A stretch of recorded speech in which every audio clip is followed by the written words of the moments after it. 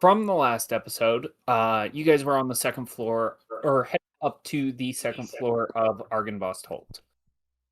You guys had been tasked with clearing uh, out the undead or the dead and laying the spirits to rest, which may or may not entail combat. You found a number of skeletons, which are odd because you found no bodies up to this point. There was 8 in total on either side of the hallway. You guys split up into 2 different groups and ended up fighting those groups separately. It was a small battle, a small scuffle. It didn't really entail much.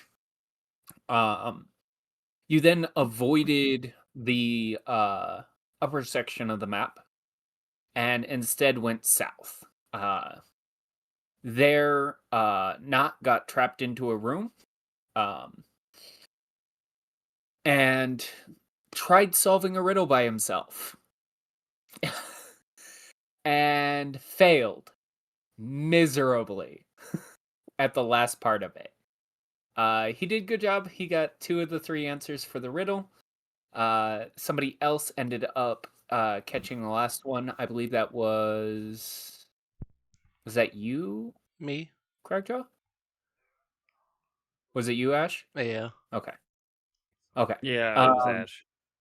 That fight, and that didn't end up as a fight. However, the frigid cold that ended up encasing Not ended up giving him the detriment of being weak to ice damage, giving him vulnerability to it. You guys did end up in a fight in the next room over. Then you all headed to the overlook for the cathedral, which one of you opened the door and immediately got attacked. Not. This entailed a rather large scuffle between you guys and the mini boss that was on this floor. It didn't take you guys very long to kill him. But it did quite a number on you guys. You guys did end up getting some loot, +3 plate mail from his armor, +3 great axe, and a crown, as well as a belt of fire giant strength. The Craigjaw got the belt and the axe, and I believe not you have the armor, correct? Yes, sir. Perfect. And the And, crown went to Max. And then the Boots of Haste went to Ash. Right. Boots of Haste went to Ash. I forgot about the boots. I'm gonna be honest. You're welcome.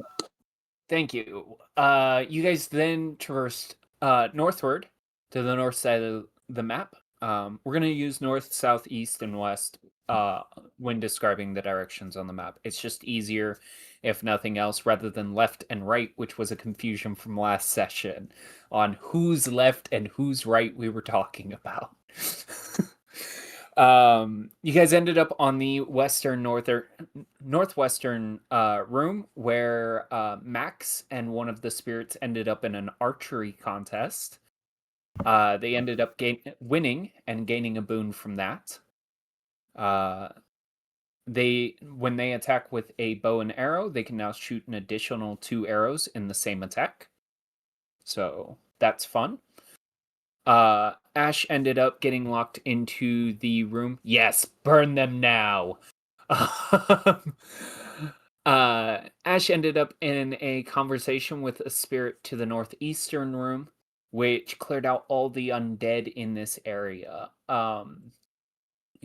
She got a little bit of information that the last undead was at the top of the next floor.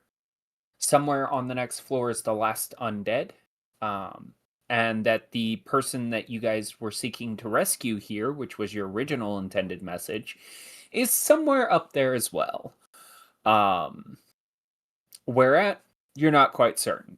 But he is up there. You do have confirmation about that. Please stop filling the chat. You're good if you want to roll once, just to make sure your dice work, but please stop.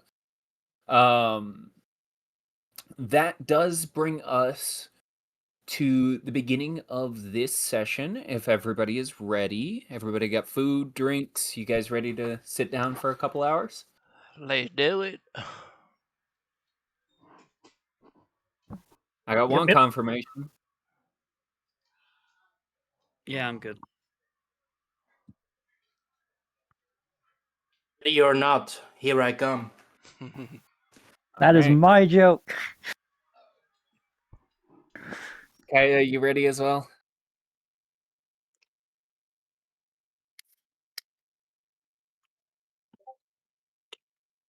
All right. We do have confirmation from everybody. From here moving forward, There we go. if you're gonna use chat, Kaya, make sure you're using the chat for the group chat so that everybody sees it. For those of you in Discord, open up the D&D Discord chat so that you guys can communicate with Kaya as well. So, moving forward, do I need to start Talon? I just said don't spam. I didn't. I'm still figuring out That's my like the fourth dice. message I've seen from you on fucking That was only 2. Foundry. What do you mean? I will activate the next scene, and we bring you guys to just stepping up the staircase. Max shifted into her human form in order to get up the staircase. The wolves are there with you. This is the marching order I was given. If you guys would like to reorganize yourself, you guys are more than welcome to. I do believe Fen would be in front. I don't know about Gaston. That is up to you guys. Can be up front if I first cast maybe invisible on myself. And I could. You I would know think that every undead in this area has been able to see you while you're invisible. Oh, people have tried. Yeah. mm, So that has not been working. that's fine. No, I will be up front. I have good AC too. Okay. I was about to say, are we going to go back to the original marching order of Ben and other big guy in front and everybody else stacking behind? I don't know about that, Furball. You got that really nice looking set of armor last night. Yeah, Maybe I you also- should be up front for a while. I also can't use a melee weapon. That sounds like a you problem.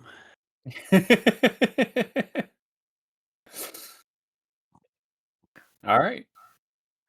It sounds like no arguments about marching order. So, what do you guys want to do? Can I move forward? Yeah, you guys free range of your characters. Go for it. I'll be careful about going too far, but it's up to you guys. Do we hear or see anything from here already? Perception checks. Max, you don't need to roll this.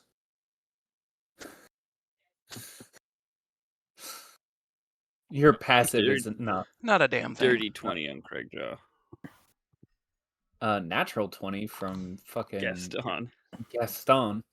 A natural 2. 22 on not. Wow, Ash. Ash is distracted by the glint off of I'm Knott's I'm nose. all the way in the back. I can't see shit. Yeah. So, with everybody's perception, besides, oh fuck, you know what? That's right. There's somebody not included in this. I got it. I don't have a stick character sheet. Oh, natural 1 doesn't cool. matter. All right, Fen found a perfectly round rock. I'm just gonna. Ooh. Somebody throw a message to Fen real quick and tell him he has a perfectly round rock. I got you. Everybody send it. Everybody send him. You found a rock. I got it. Yes, spam him. What do I 'cause do he's with not it? here. um, I don't know what's going on. I do know that he's not going to be here. So, if nothing else, causing chaos works for me. So Fen I- seems distracted by something perfectly round and on the floor, and he has acquired a perfectly round rock. He got Craigjaw, you know that there's like 100 of these sprinkled not rare. throughout all of Barovia. Yep, they're not rare. So, he got some shampoo in I his don't know how eye. many you have, but you guys are working on a collection. Um, that being said, you all can kind of hear the wind blowing through this space. Much of this is open. You do know that this all opens up. You could see above and below on the previous floor how the floor fell away as if this whole side of the building itself had been sheared away in past battles or something similar. Much of this floor is destroyed. From your perspective, yes, you can see the rubble and the cobwebs and everything like that. You don't hear anything, but more sense something. For those of you that succeeded, which is everybody except for Ash and Fen. You guys feel a presence somewhere this way. Down this first hallway to the north. Okay. I'll look behind me. Does everybody see well? Okay. Do we need some lights? I think we're fine. I think everybody. Fen doesn't need light anymore. Max, you don't have dark vision, do you? Nope. Okay, so yeah, Max is the only one currently struggling to see. I will.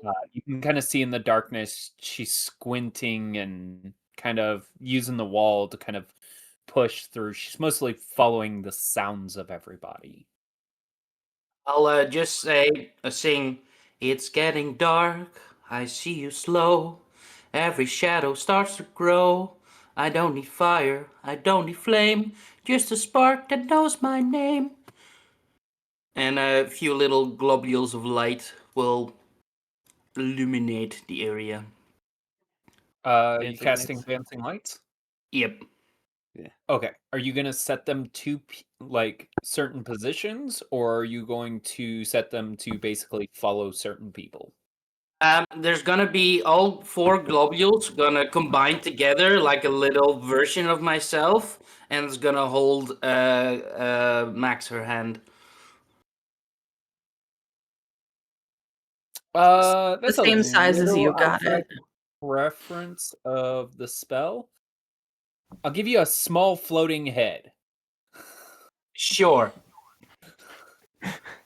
You could combine the 4 lights in a vaguely humanoid form of a medium size, which form for you choose. So Really? That yeah, was a part of the spell? yeah, you can create up to 4 torch lights, or you can combine them all 4 into a glowing, vaguely humanoid form of a medium size. Huh. Okay. Uh it it will stand near Max. I'm not gonna Yes. have it. So Max, you do have the ability to see. It's kind of in the unoccupied small space between you and Ash. So okay, so sense right up ahead, or was it the left area? To the north. North. Okay. Yeah. So Oh, northeast, south, and west from here on, just so that we're Yeah. not confusing left, right, fucking top, bottom. North to the left. Got it. the only thing I can think of is I don't like the idea of not checking this door down here first. That's Like we know we have a very strong feeling that something's over there. You, You you But can, cannot doing this- move through Craigjaw's space. Cragjaw takes up the majority of the hallway. So whoever was behind Cragjaw is It was stuck not. behind Cragjaw. It was not. me. So I think Ben and I would probably come down here just to check this door down here real quick before progressing forward. Okay. I want to be quiet enough to go a bit up north. Just take it nice and slow and stealthily. Okay. I'm standing right here. I'm wearing full plate. I'll have Ben let me go first and open the door. Okay. Cool. Pause. Awesome. I need a wisdom saving throw from Gaston, please. Is this a magic thing? It is. I will have advantage on it. That's good. You're gonna need it. How do I Oh do it? my. Advantage. Craigjaw. For Yeah. you, however, that room is mostly empty.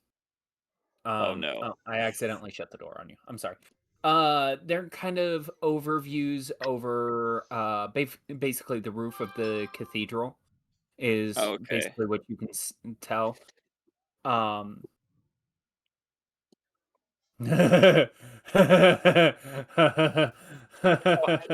know. Let's do it. Let's go. Let's go. Okay. Gaston, I'm gonna send you a message real quick. Yes, please.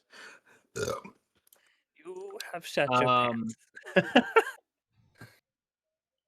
I have Give- successfully spoiled my trousers. Yep. That, Anyway. that's a scary token, to be honest. You're welcome. It's a really cool token. I like it. Okay, well, seeing as this room's empty and it satisfies my need to verify that this room's empty, I don't really need to investigate the room overall. Like, if it's empty, I'm good to I'll just close the door and reconvene with everybody. Okay. Well, before you close the door and start reconvening with everybody, Gaston, you have a message. Act on said message. Number 2. Cool. You see, Gaston, what's your movement speed, please? 25. 25. Cool. This way. 15, 25. That's 15, 35. 15. Gaston's leaving. He's booking it out of here. I had you take the dash action to get you that far. Where are you going? Whatever's got him, fucking terrified. He's terrified. Well, Where are you going? Monster. Of course there's monsters. This place has been filled with monsters. You go. Yeah. Gaston, you are under the frightened condition. Sorry. I'm trying.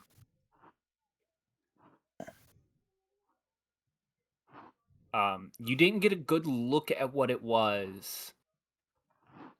All you know is that it is terrifying.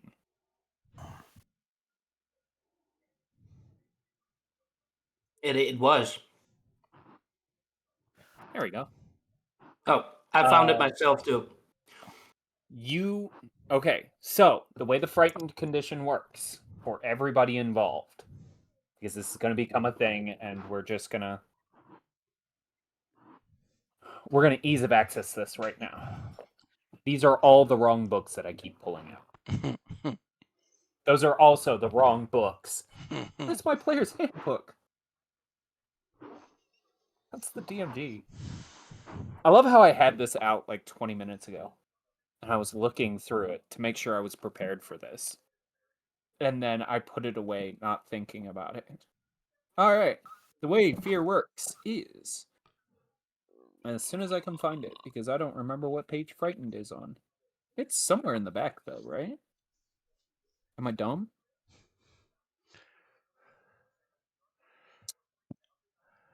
Don't you love it when the DM doesn't know the exact wording on the rulings, so he has to look it up?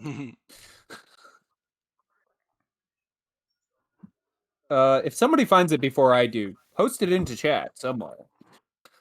The fear mechanic? Frightened. Specifically the frightened condition. Yeah. Ability checks and attacks affected. Can't approach. Frightened creature has disadvantage on ability checks and attack rolls, while the source of the fear is within line of sight. Creatures can't willingly move closer to the target.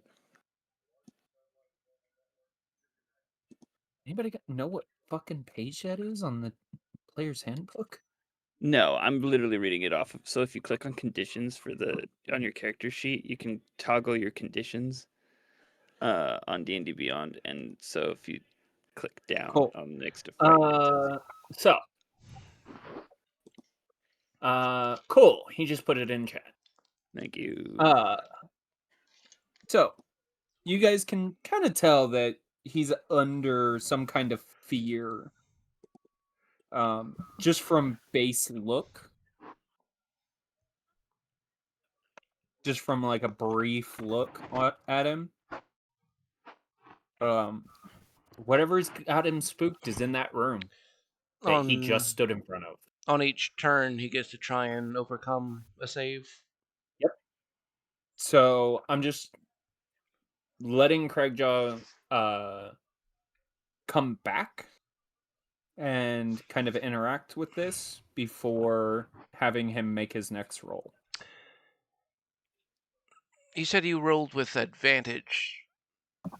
Yeah, and he still rolled a 10 total. Right. I'm just Like an 8 verifying. and then 2. But you wouldn't know that. Right. You wouldn't know it's a magical effect. Okay. That would involve you actually seeing it happen. Yeah.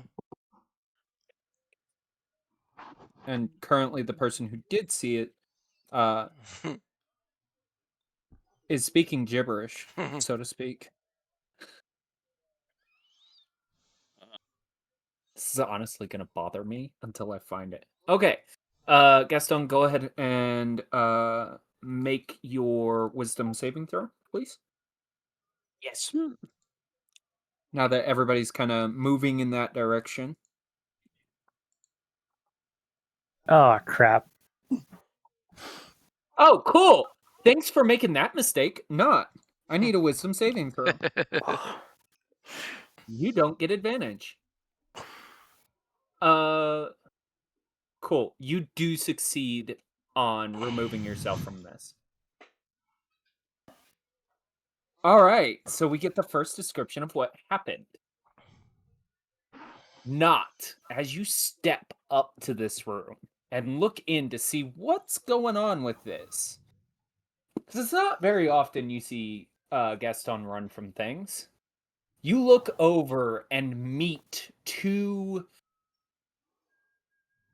sockets of eyes hollowed out into dark black bone, marred by white scarring, down into tainted silver dragon armor, or adorned with tattered kind of metals and filigree that would normally adorn some kind of general. And as you look at him, his hands are clasped rather similar to kind of just standing on ceremony. And he brings up his sword and softly taps it into the ground, and the image of a dragon comes flying at you and snaps shut around you. You feel this primal fear encase you, But your will, that one thing that you've always had in your mind, that one thing that's always held true, fights off that fear. You're still shaken, but you've resisted the effects. This is dragon's fear. But, fun fact, that does bring us into combat. So I'm going to put us all on a combat tracker. Currently, Not is the only one in active combat. You So can do it. for those of you who are not on turn yet, that is your responsibility to act accordingly.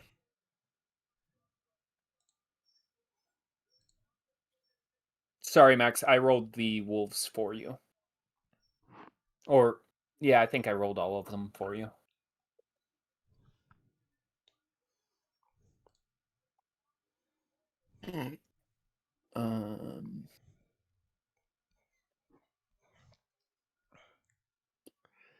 Well, I'm about to die. Highly possible. Moving us into turn order, we are actually going to start with Not. You've resisted the effects of this fear. You see it. You have your full turn of action. Good luck. Fuck.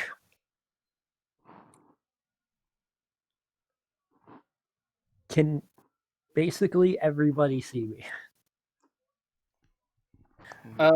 Max, Gaston, one of the wolves, none of them can see you.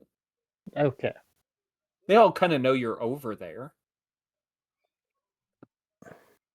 He's gonna steal himself.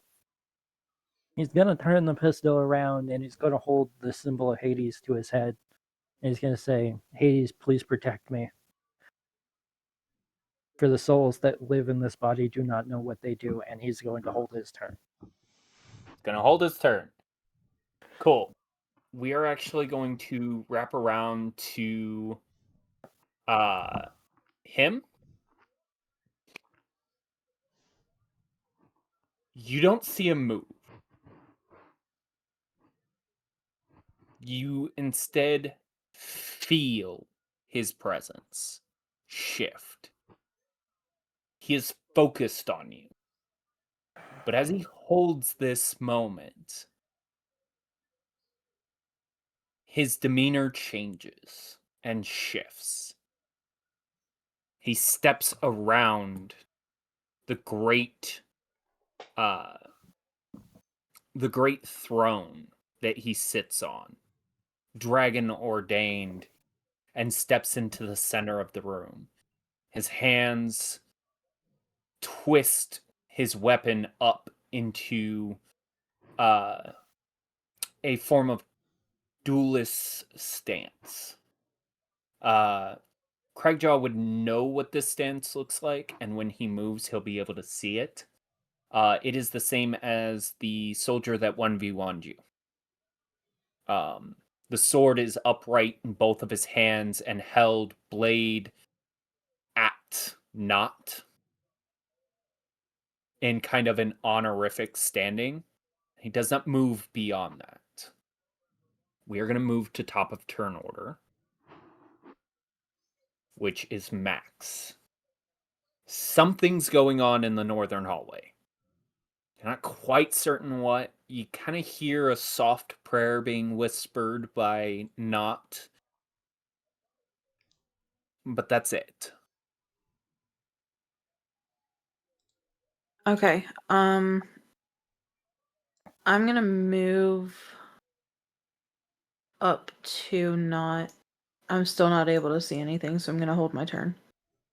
Okay. We move to this wolf. I would say that's a cramped corridor, so he's just gonna hold his turn. Fen, however, is going to actually step back to give room to those who are ranged casters, because he does not have the ability to do so. And we're going to move straight to Gaston.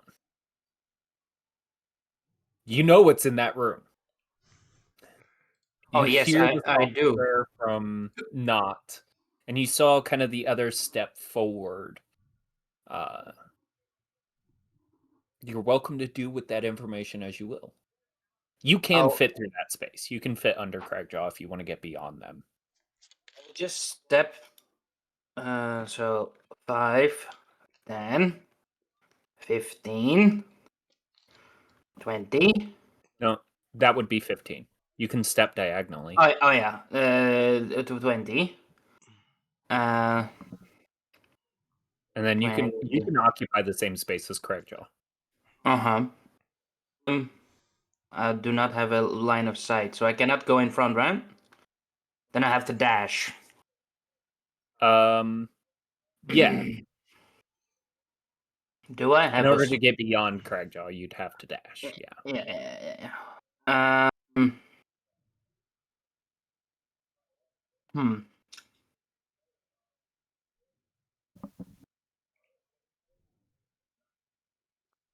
A bonus action Misty Step. Okay. Where are you going? That's a good question. Maybe here? You do not have line of sight there. Here I do. From there you do. I'd give Yeah. it to you from there. Yeah. Okay. So that's a bonus action Misty Step, 2nd level. Okay. Use. Well, move your character. Yeah, one moment. I was just checking out. So I'm pretty sure you are. Cool. He is going to interrupt your turn. okay. So, the way this combat works, as you land, your feet softly hit the ground. And you see his blade shift. It's now pointing at you. I think you're in range. Barely. You are barely in range. Okay, so he is going to take a resounding leap at you, which let's hope I don't fail my dex check to see if I can get around that wall.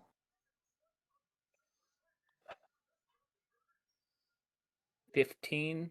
That'll just barely make it. You see him kind of check into the wall as he jumps at you. That means he is going to make his attack at disadvantage. Sorry.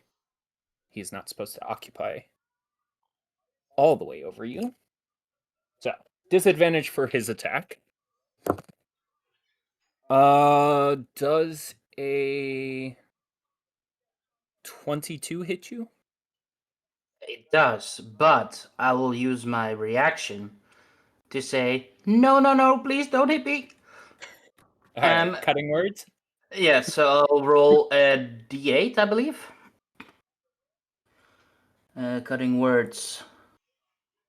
The Bardic Inspiration, and I'm still d8 now. Yeah, so I'll use one d8. Okay.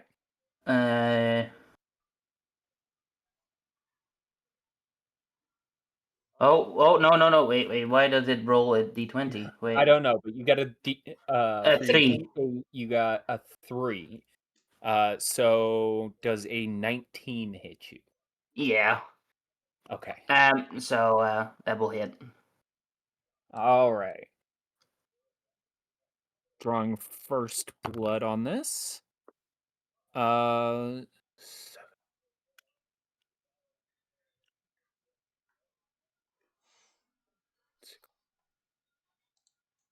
You will take 19 points of slashing damage.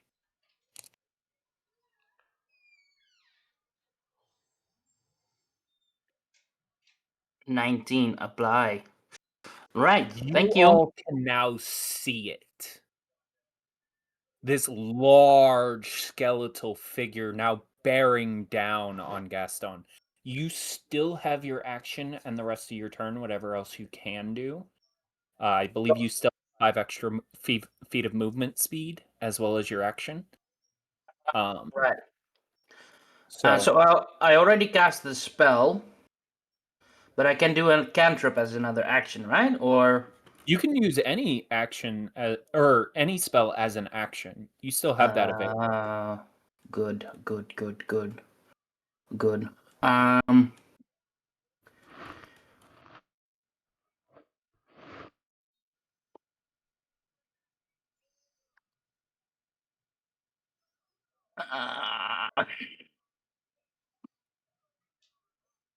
I'm gonna just stab it. I'm gonna stab him with my singing rapier. Okay.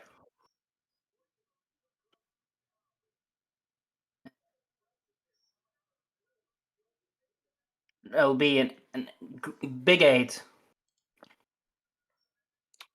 Is that a natural 1? I That think is. it is. Yep. Oh. Great. Evens or odds? Always evens. Evens. That's an 18. That'll be in your favor. So, as you pierce it forward, you don't use melee weapons very often.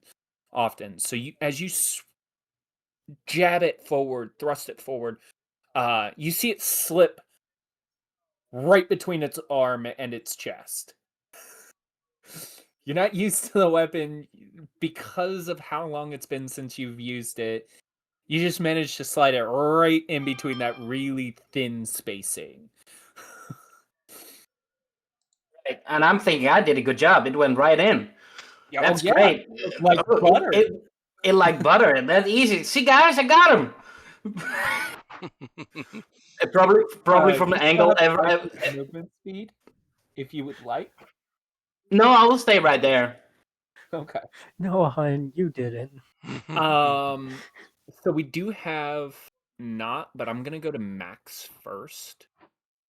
Max, I'm gonna give you priority because you have priority and initiative. You can now see what's going on. Would you like to take your turn now?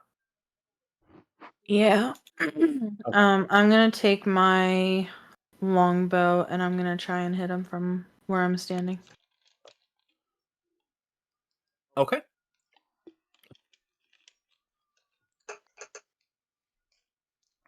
$24 to hit. That'll hit. Go ahead and roll your other 2 as well. The damage or the 2 The hits? other 2 attacks. Okay. That's 25 fine. That'll hit. and a natural 20. That'll crit. I do see the damage from that. That is the second one. You do not get sneak attack on the second one. It You only get it once automatically per turn. puts sneak attack there. That's dumb. Okay. Yeah. Give me just a moment. 21 plus 7 is 28. Okay, roll damage for the last one. There you go. All right. And another. So we've got 28 and another 28, so 56. All right. Oh, that's funny. You see the arrow that you pull is then replicated by 2 extra arrows of almost radiant light. And as you fire it off, they follow suit. They each seem to trace their own trajectory, though, some flying truer than others. It makes quite a bit of impact. Most of the undead that you have faced so far in this place have been resistant to piercing damage. This one doesn't seem to have that effect.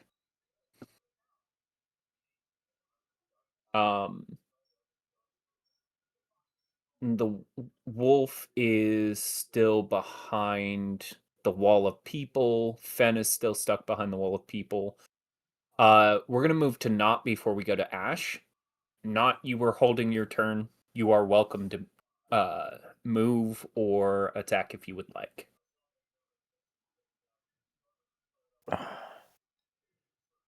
I'm moving. Cool. How far are you going to move? We're moving into the circle that was here because he challenged. Are you done moving? I can't move. There we go. Yes, I am done moving. Cool. He interrupts the rest of your turn. Turns to face you. Holds his blade out to you. And makes a leaping attack at you. You are within 20 feet. He is not blocked.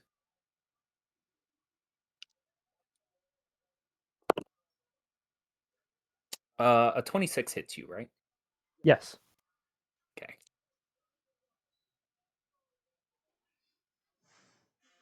Uh, 17, 24, 29 points of slashing damage.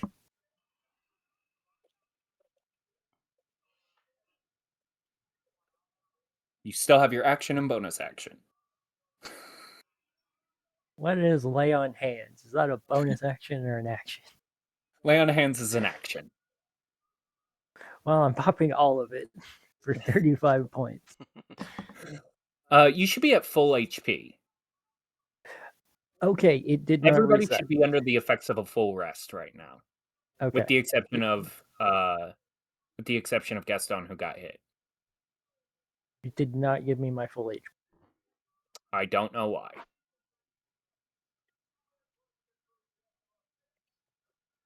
So, in case anyone else is struggling with their character sheet, you should be under the effects of a long rest.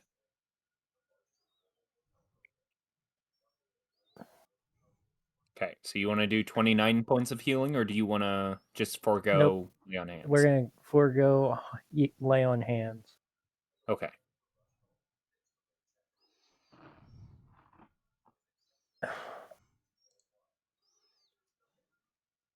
I just realized that my next two spells are my utility spells. Fuck. You can swap them out. It's a bonus action to swap them around.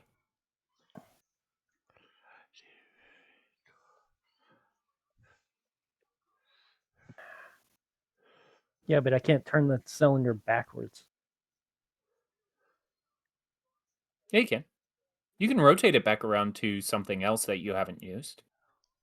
I've used everything, though. Because it didn't reset with the long rest, did it? Yeah. What are you talking about? No, Okay. the usage doesn't reset. You have to Oh. use all of them before it resets. Oh, yeah. Yeah. Okay. And the last two spells that I have are Cure Wounds, and the actual counter spell that I put into the gun. You can shoot yourself with Cure Wounds. That is an applicable thing. Cure Wounds. I feel like we were missing. I'm going to shoot myself so I can heal myself.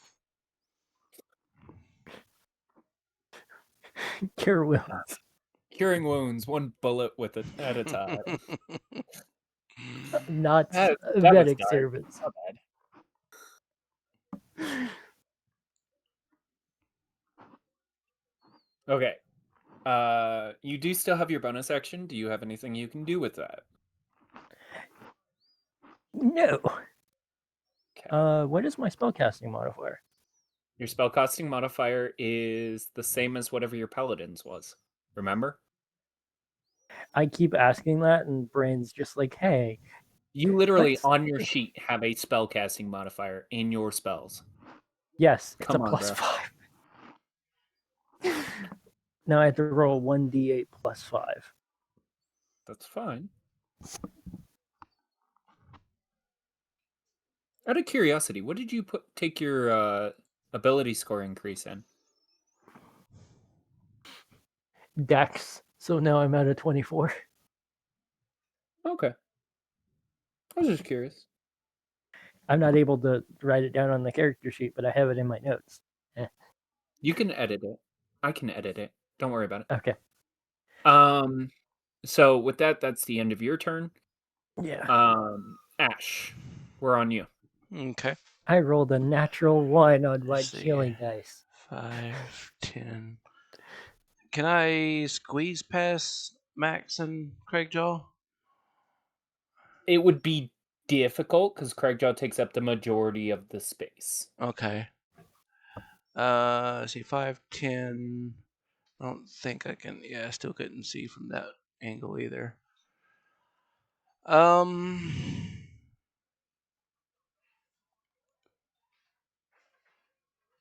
Okay.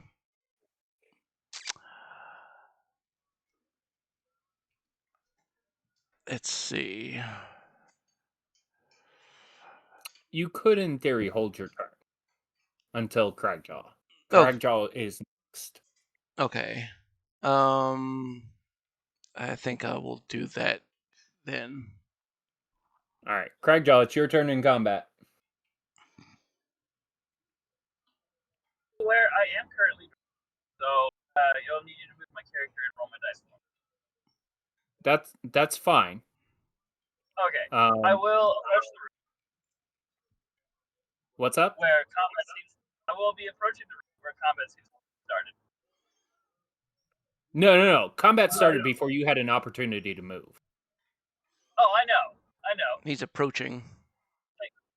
Combat has started. I would like to participate, so I am engaged into the room. Okay. You're gonna step up to it. Yep. Because it's been jumping around the room. Every time Awesome. somebody moves. Yep. I will Speaking be. of, as you move, Yep. you're getting attacked. You're not getting jumped at because you're going towards it, but that's okay. A 29 hits your AC, right? I think so. Yes. You don't have any extra modifiers to your AC, right? 22 because of Mage Armor. Okay. You are going to take 15, 22, 27 points of slashing damage.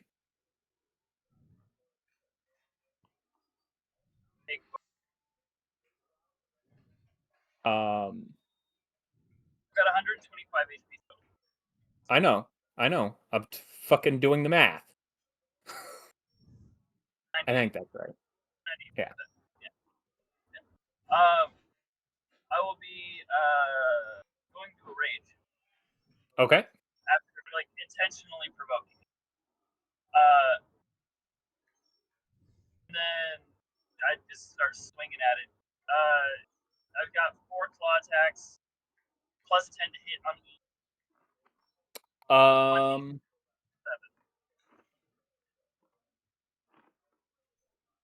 Yeah. Okay, you have 4 of those attacks? Yep. Okay. Let's do... I'm going to have to put those in here. 1d20 plus 10. Roll. First attack will miss with a 13. That's a rough one. Plus 10. Second one will crit.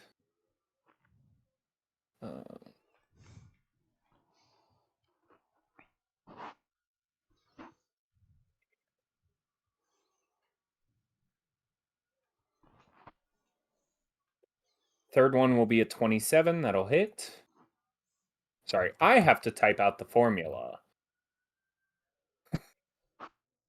And the last one will miss. So you'll hit one and crit with the other. It'll be 1d6 plus 7. Slashing damage. 1d6 plus 7. That'll be 11. That will be 22 total. And another 10, so 32.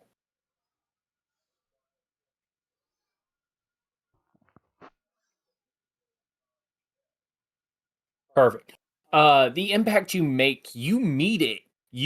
One of your claw attacks goes wide, the other meets true and like embeds itself a little into the armor. You feel yourself hit this thing. It feels like hitting gelatin. Despite there being an armor over it, it's like hitting gelatin after puncturing through an icy shell. Kind of like a Tootsie Pop. It's a weird statement, but it's kind of like a Tootsie Pop. Soft at the center, hard on the outside. And the second one hits, and you hit just armor, but you know it makes an impact. The last one goes wide. You do have your bonus action. Do you have anything for that?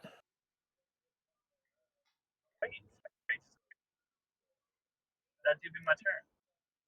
Okay. Ash. Cragjaw is now out of the way. Okay. If you would like to move. You do know that the two wolves and Fen are behind you. Right. Trying to find an opening to get in. So I originally moved up 10, so that'll be 15, 20, 25, 30. Yep. Cool. That's how far you can move? Yeah, I'm gonna go 30 feet. Okay. Cool. He interrupts your turn. This is how this combat's going, by the way, guys. This is how this combat orients itself. So he is going to make a leaping attack at you. Cragjaw, you're going to get one opportunity attack. You don't have a melee weapon. Sorry, bud. No, and I don't have a reaction spell. You do not. So, we're going to do Cragjaw's attack first as a reaction.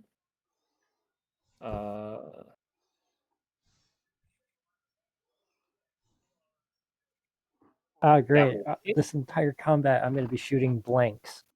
I was fucking muted.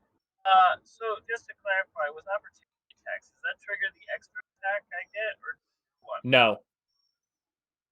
Extra attack is only for Attack action. Yeah, for the attack action. Max has a longbow out. She can't do that either. As a reaction. All right, Ash. Mm-hmm. Does a 35 hit or 33 hit you? Just barely. Just barely. You will take 17, 29 points of slashing damage as he lands on your face and cleaves down into you.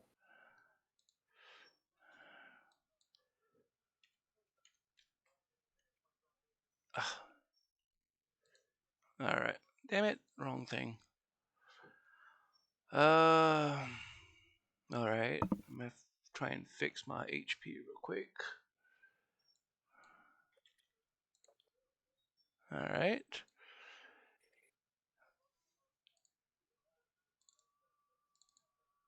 $27. 29. 29. Okay. All right. That leaves me with that. Okay. I am going to reaction and hellish rebuke his ass. Okay. What is that? A con save? Say this. It should come up in the chat. Dex save of a DC 14. He will fail, so he will take 8 points of fire damage. Okay.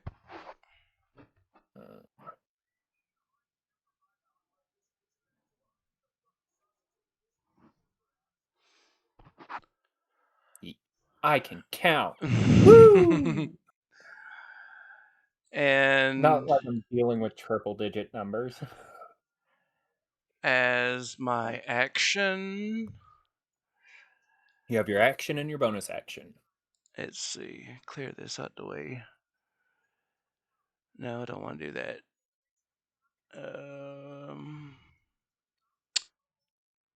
I am going to cast Moonbeam as my action. Okay. Where are you putting it? Because yes, it is a danger to other people. I'd make you a nice little cylinder. If I can't see, is I guess right there will be all right. That is the path everybody's going to be coming through. Okay. Well, If you would like my suggestion, I suggest this circle right here. I didn't. It's a 10-foot circle, right? 5. Or is it 5? 5 foot. Okay. So I yeah. like how that's up. That says it's a 5-foot circle, but it's not. It's just a square. Fuck that. Right. Piece of shit. Yeah. We'll do that. Yeah. Okay. So that another dex saving throw? Con save. He's good at those. That would be a 16, so it's gonna meet it on the nose. Okay. It's gonna do half of 7, which would be 3.5. We are not gonna round it down because it's gonna do double damage because it seems to be weak to it. As this radiant energy from above slams into it, you can see it burn across the outer edge of it. It has quite a bit of an impact. You get the feeling that it managed to resist it to some effect. Okay. But not enough to portray resistance. But you can tell that it is weak to radiant damage. All right. And then I will end with Eldritch Blasts. Okay. Roll those at disadvantage. Oh yeah. Because you are in melee range. All right. The Right. first one, evens or odds? Even. That is odds. So, Craig Joe is evens. Max is odds. That's unfortunate. In the shifting and burning away from the wrenching away from the energy, you just barely miss him, and instead you hit Max. Go ahead and roll damage for the first bolt.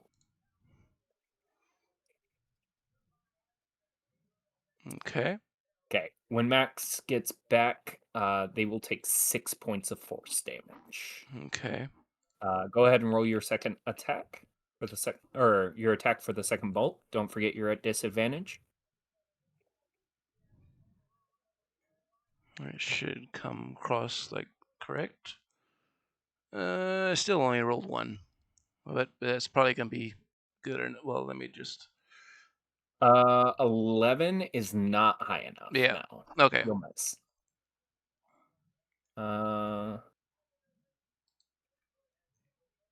Alrighty. We are gonna move to the wolves and Fen.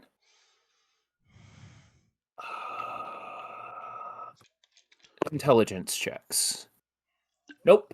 Okay. So you're gonna see the two wolves rent in.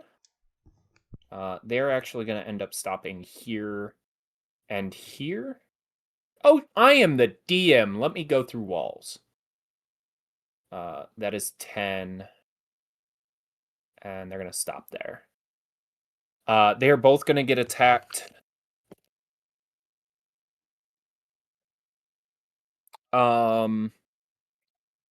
Pretty sure that's a miss. That is not a miss. Okay. He hits both of them.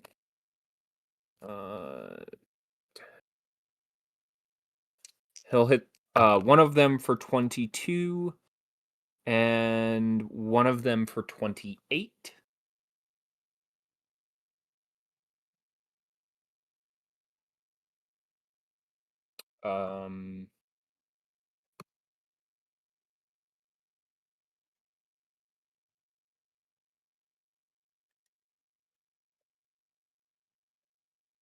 And then Fen is going to make his way in.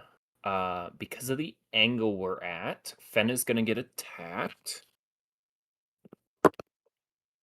What is Fen's AC? Ha! Not high enough. He's going to get hit as well. 10, 16, 28.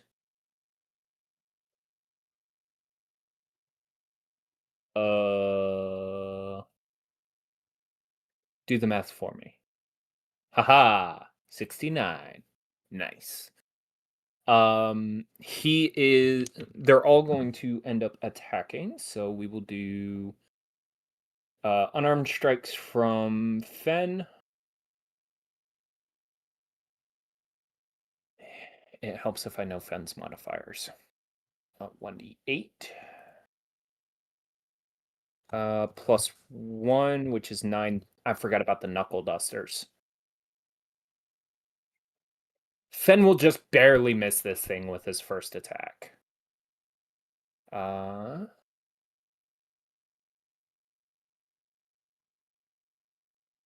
he will just straight up miss the second one.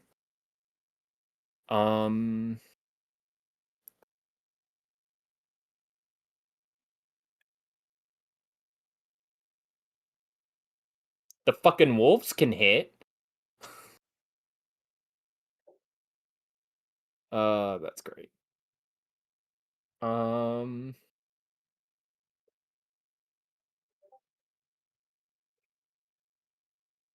Oh, I'm dumb. Hold on. Everybody has advantage right now because of pack tactics. He will still miss. He just won't crit.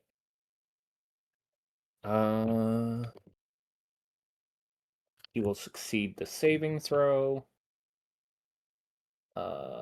I need damage for 8. Okay. Top of the round. You guys feel a pulse of energy radiate from him. Those who have not already saved from Dragon's Fear. So that would be Cragjaw, Max, Fen, the two wolves, and Ash. I need wisdom saving throws. This is a magical effect. So for those of you, huh? Is it a fear mechanic? Because you gave me advantage. Yes. You automatically save from it. You're good. Okay. It's a part of its layer. It is the layer action for the turn.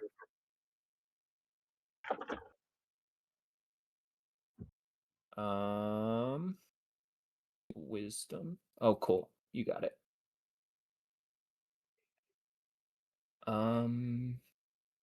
Max just barely makes it.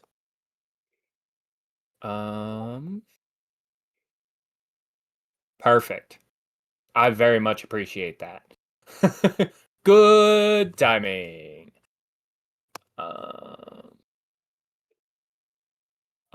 Fen is under the frightened condition. Could you do your wolf for me, please?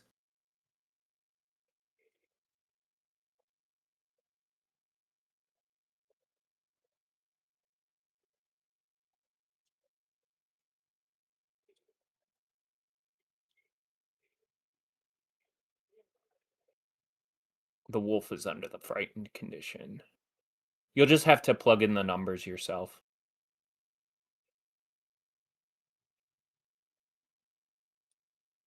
Ash, you saved from it as well.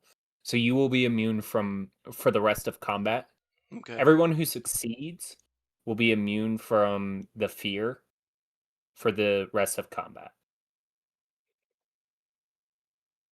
So who needed to do the? You're good. You're fine. Okay. Once you've saved from it, you don't have to worry about it. Okay. That wolf is good. Okay. At top of turn order, Max, you're ready. You're up. I'm gonna do my longbow again. Okay, you are in melee range. Well, it's okay. I did a nat one.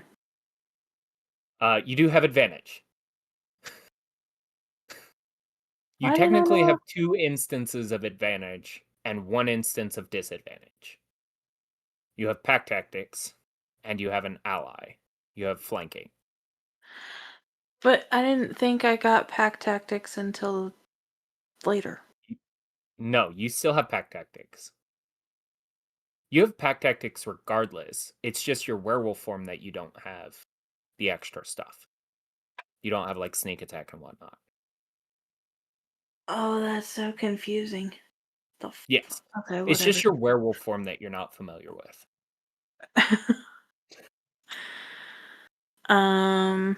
So Go ahead and roll again, see if you hit.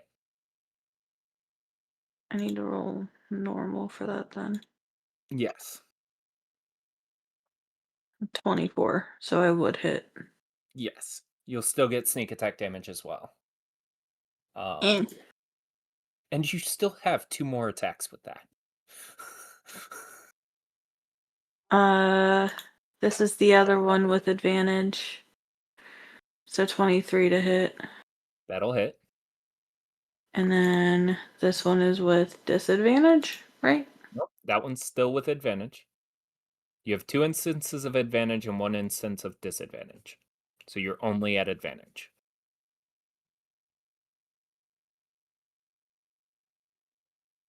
It's a weird mechanic, trust me.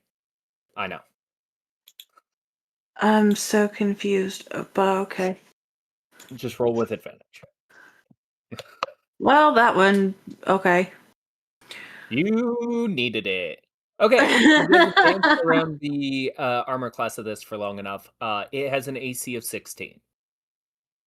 So go ahead and roll damage for all 3. You'll get sneak attack with the first one, and the rest will be without. Get out of my way so I can roll the third one. Jesus. 24, There we go. 32, 32, 46. And this is the advantage of pack tactics. I think that's right. Yeah, I can math. You do still have your bonus action and your movement speed. Um, I would like to note that it has attacked everybody who has moved so far. I am going to bonus action Misty Step Where? to over here. That is the... Cool.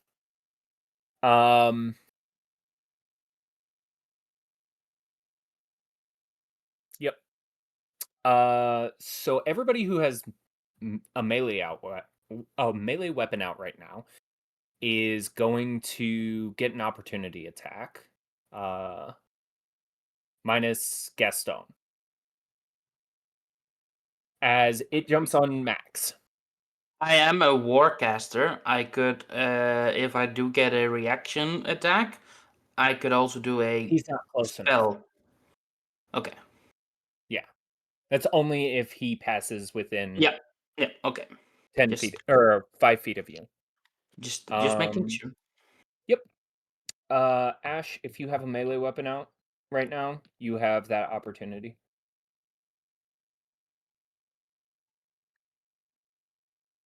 Eight. Fen will miss. I have a melee, but I didn't particularly have it out. I would say you can cast while having one out, can't you? Because you don't use a shield. Right. I have a sword on my back, and I have my hands free at the moment. Why wouldn't you? Okay. So, I'm confused why you don't have a weapon out in a fight, but okay. because I'm a magic user primarily. You can still cast spells with a weapon out. You Yeah. just can't do that with two-handed weapons out. Right. That's fair. I mean, if you don't feel like you would have it out, then that's fine. And because I haven't had a turn yet, I don't have an opportunity attack left. You do not. That is right. Looks like the only person who nobody hit him as he passed. Cool. That's mint.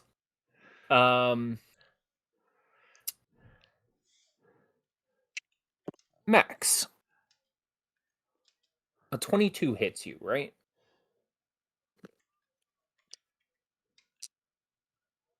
Yeah. Okay. You are gonna take 25 points of slashing damage.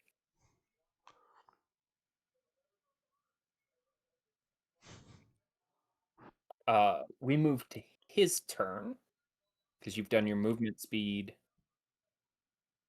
No, you haven't. Would you like to try and move? No. Okay. We move to his turn. He resumes that previous stance. He holds his sword up in front of his face and seems to be kind of waiting. Everybody roll me a perception check. +3 Yes, on this is an Greco. active perception check. I got you.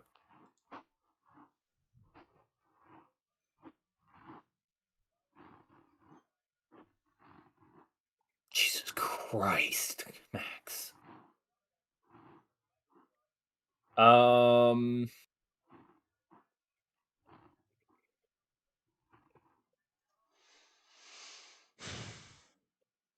Okay. Yeah, everybody but Ash. You all would recognize that it seems to be listening in a way, as if it's sensing you guys from a difference from eyesight. It doesn't seem to have any eyes at all, but instead it's feeling for where your guys are going. So every time you guys have moved, it has reacted to that. It is going to bypass its turn because it cannot feel that. He is going to use his action to try and resist. He is going to fail, so he's still locked up. It goes to Fen's turn. I don't think Fen has daggers, does he? He does not. Nobody gave him daggers, right? That I know of. Okay. He's gonna make a dumb move. I like this. He's gonna step forward 5 feet. And he is going to get attacked by it. It is going to land here, so it is a dex saving throw from the wolf, which is going to succeed. Do me a favor, roll me moonbeam damage, please. as he jumps back into it.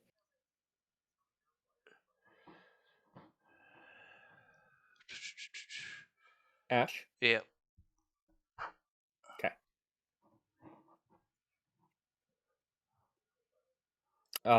7. He is going to fail his saving throw. So he's going to take 14 points of radiant damage as it rips through him once again. He doesn't seem to be aware of what's hurting him, just that he's getting hurt. Mm-hmm. So 14.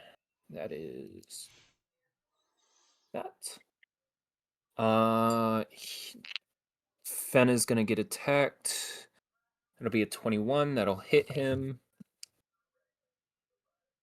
11.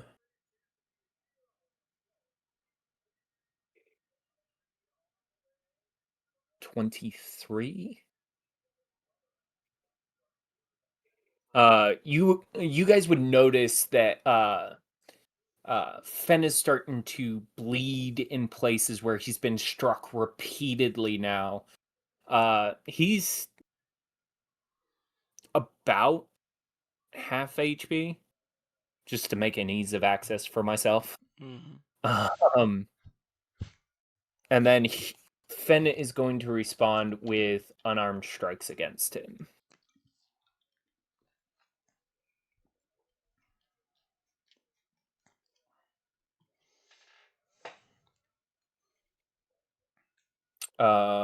First one will hit. No, that's at advantage. My bad. See, even I forget. That will hit. So, 2 hits. I need damage. That is the wrong damage. It is 1d8. Plus 5.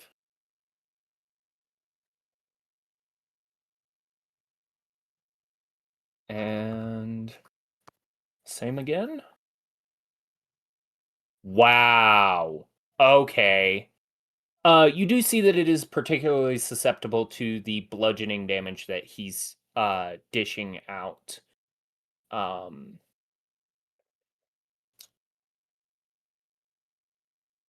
As if it's taking more than it normally would. Gaston, it's on you. To save the day again. I mean, you could save the day. There are a lot of hurt people in the room. Okay. Gaston has the perfect thing to do in this kind of situation. Run away again.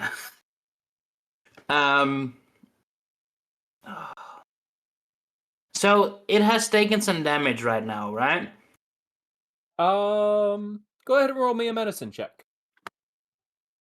Sure.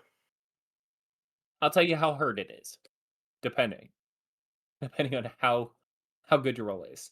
10. I mean, it looks worse for wear. Like it you've seen the impacts hit it.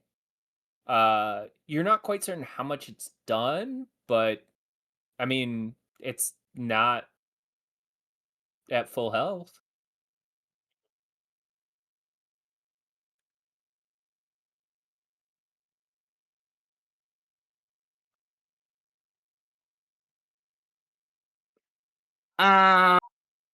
Jesus. It's so hard. It's hard. You would notice that it seems particularly susceptible to the giant radiant beam that's coming down from the ceiling that Ash casted. Sure, yes. I am not a holy person. I can cure him. Maybe that will heal him.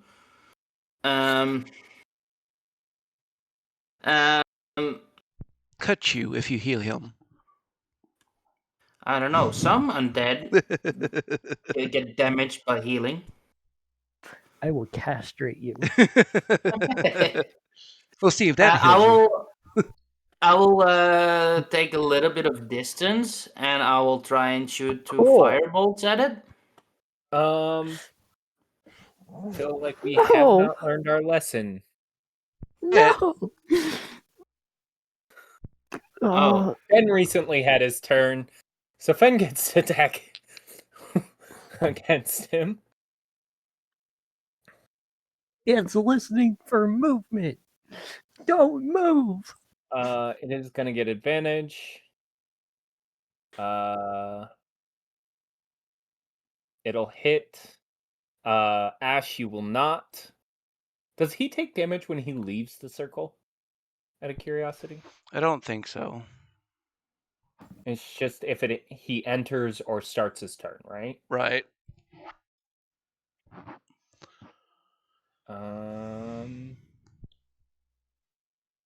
Enters the area for the first time on its turn or starts its turn there. Okay, cool.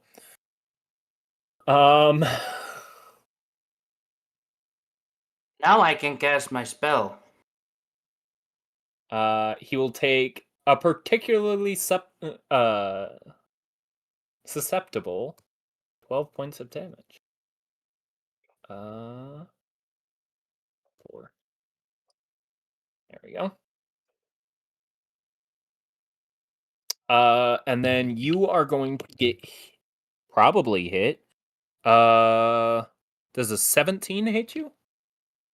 That's my AC. Okay, it'll be a glancing blow. Well, then cutting words that. Okay, you get to roll a minimum of 1. Exactly. So I'll just roll a d8. What do you say? Fuck you! What? Kind of in like, kind of a. It's not really the words; it's more the way you say it, and the fact that you flinch back when he swings at you for the second time. After you've already moved once. That kind of diverts the blade in the process and slams into the wall. You don't take any damage. But he's on you. Yeah, I'm gonna cast Shatter on his face. Okay. As a third level Shatter. It's a 10-foot circle, right? It is a 10-foot radius sphere, centered on a point. Okay. Make me a perception check to see if you can see past him enough that you're not included in your own shatter. Because he's Perception, you say? on you. Right.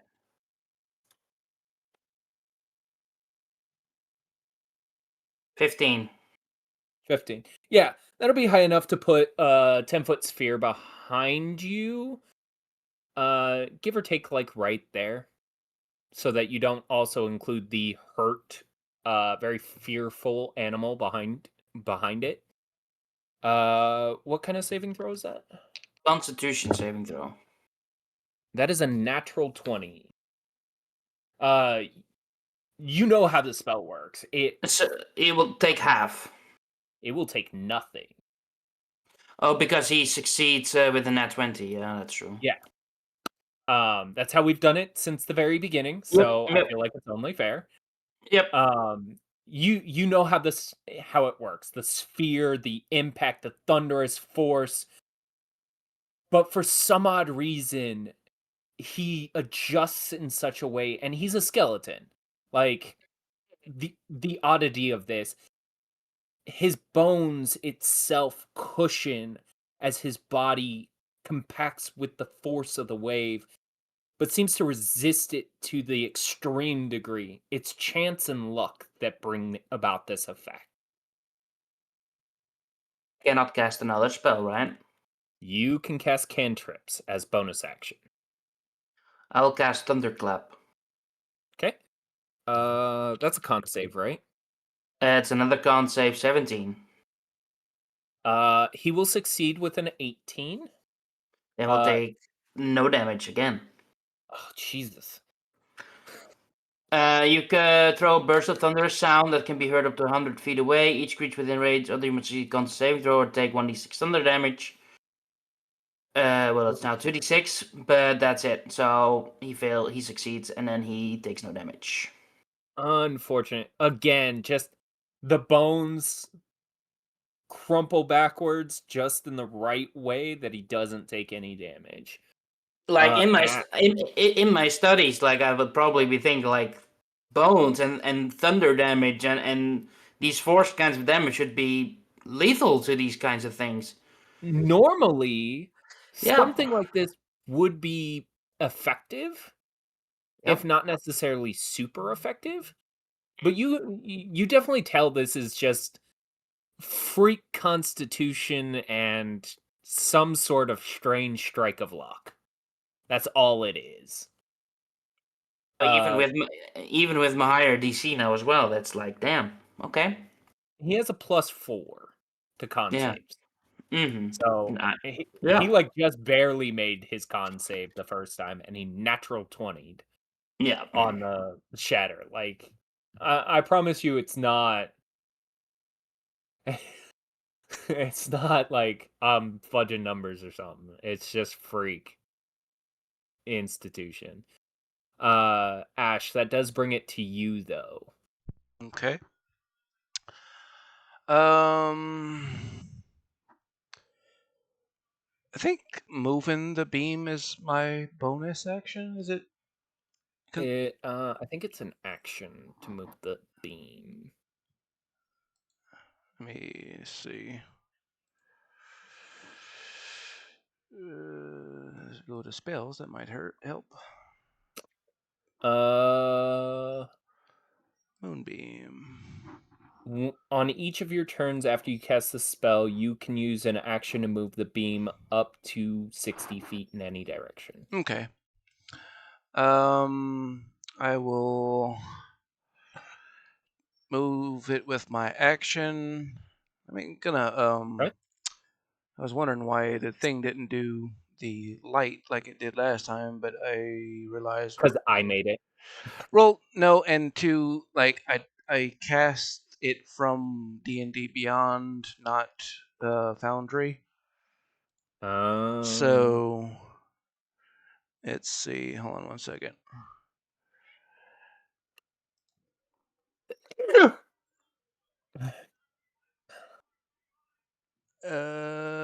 Okay. Well, Place measured template. Just there at the bottom. oh, shoot. Nope, I didn't. No, that's right. Did it? Yeah, it made it. Okay. See? That's too big, though. It's fine. Okay, It's because it's not gonna touch the wolf. Yeah. All right. So that was my action, and then as I need damage for it. that's true, that might help. I got a 15 for the saving throw. Okay, so that'll fail, and Okay. He's going to take 14 points of damage. all right, and we'll try and do. Let me make sure. Yeah, that'll still be. We haven't figured out how it does to force damage yet, so I'm gonna try Eldritch Blast again. Okay.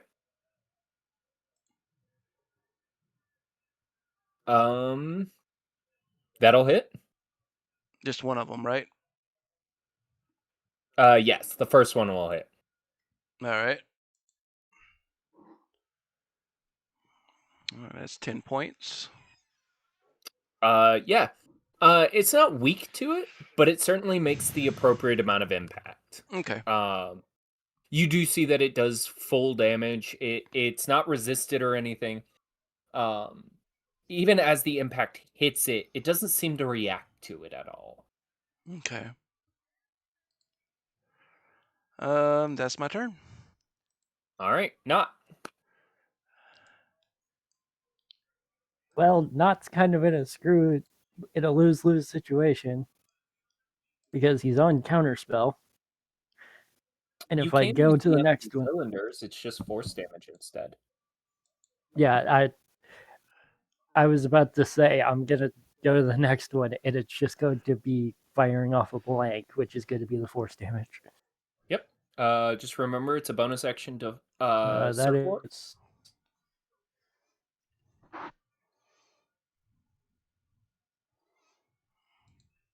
Was it me? Did I disconnect? Oh, no. Okay. What you got to hit? because I have a.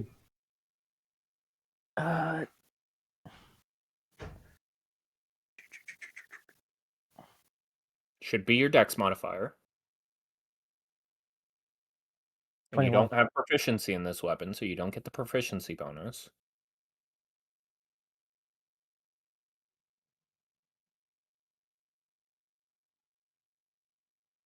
So it'd be 1d8 plus 6.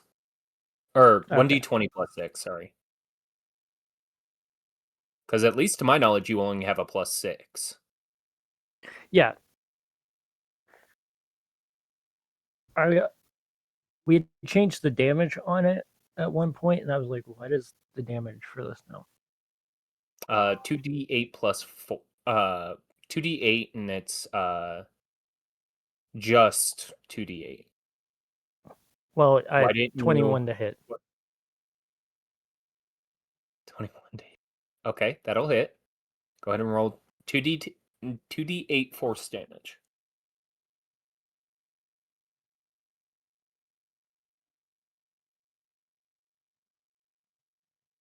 Yeah.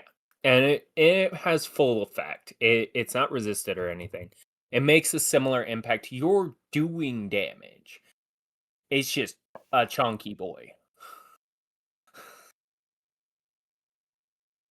That being said, are you gonna move?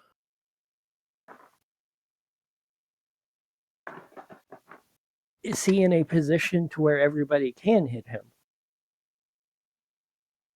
Nobody currently has their reaction up.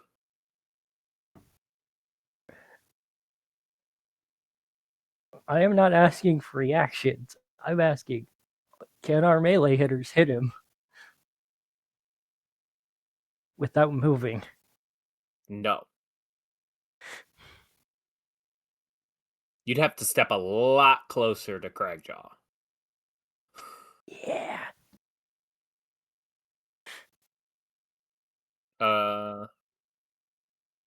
That would be a terrible idea. Where do All I need right. to go? Nope. That's where you went. That sucks. Yeah. All right, I'm accepting it. 31 hits you, right? Yes. Cool. Hey, you get to use your Warcaster feat as he leaps away from you. Yay! So what spell are you choosing? Thunderwave. Thunderwave. Does it Third allow you level. to cast first level spells? Any spell. Uh... Warcaster feed. You have advantage on con saving throws that may concentration. You can use your action to make an opportunity to cast a spell that has a casting time of 1 action and targets only that creature. Target only that cat. So you need a single target spell. It is leaping away from you, so any ranged spell would not be at disadvantage. Yeah, I'll firebolt it. Do I shoot 2 bolts or 1 bolt? It's just 1 bolt. Okay. You're gonna take 15 points of slashing damage, not 13 to hit.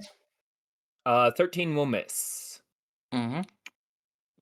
Great. It's the motion and the wall and everything else. It's just throwing you something awful. Let's recap, okay? I tried to stab him. I missed.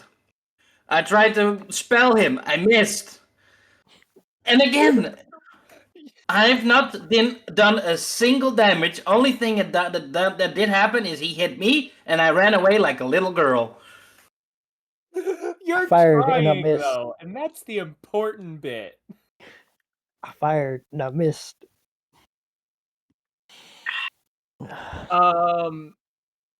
Yeah, he moves, he lands on you, he deals sorry, it's 16 points of slashing damage as he comes down on top of you. Okay.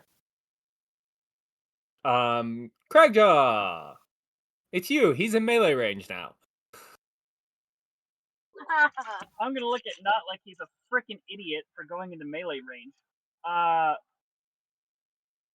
But then I'm gonna just tear into him since I was gonna just do a 5-foot step next to Fen, leaving our ranged units away from melee combat.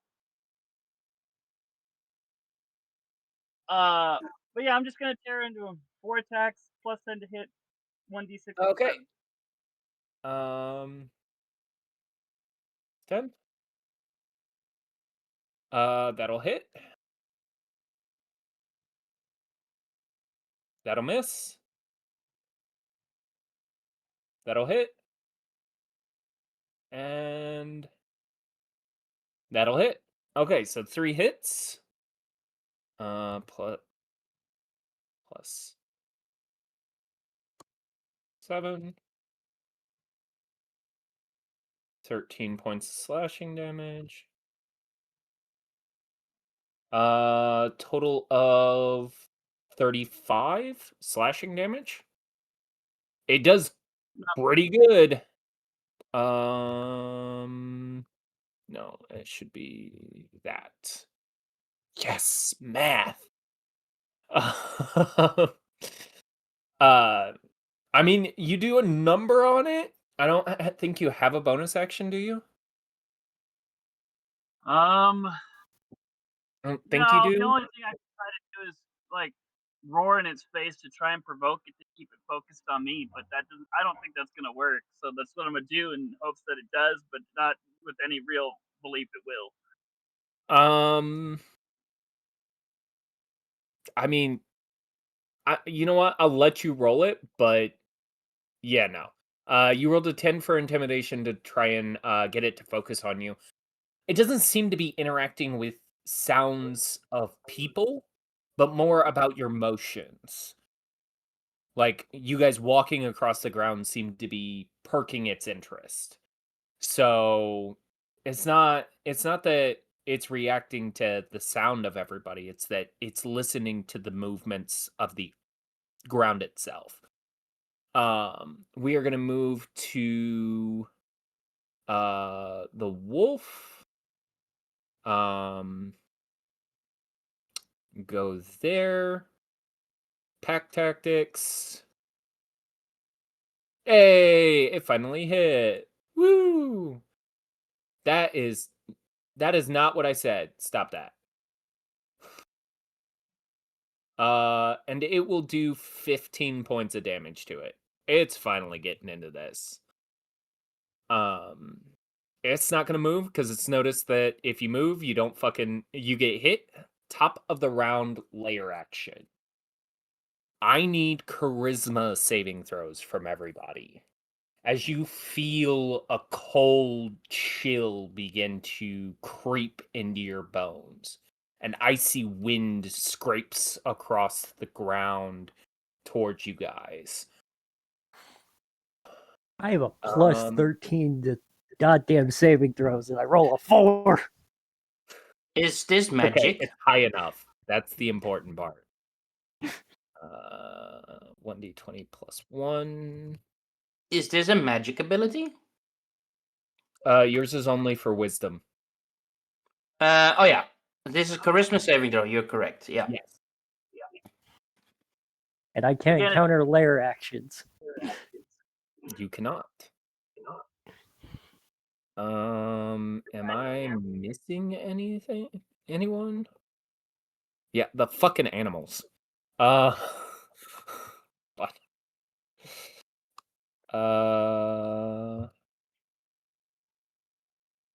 You will fail, and you will fail. Okay. So, they are not frozen. Where is it?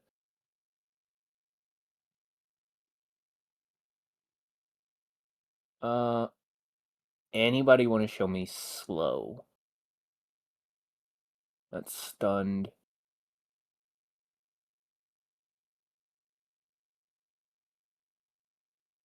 Alright, we're just going to use the weakened effect.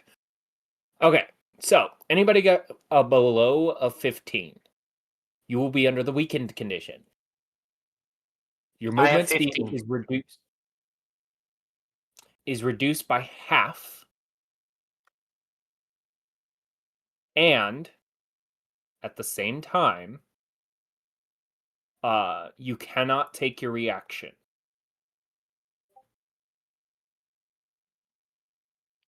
That includes you, Max. So your movement speed is cut in half, and you cannot take reactions. It is, however, your turn.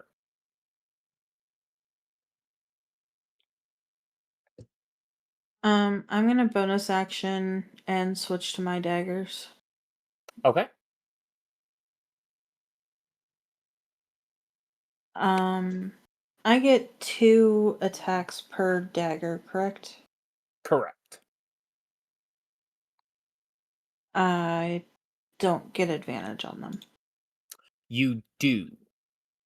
First off, you have pack tactics from one of the wolves.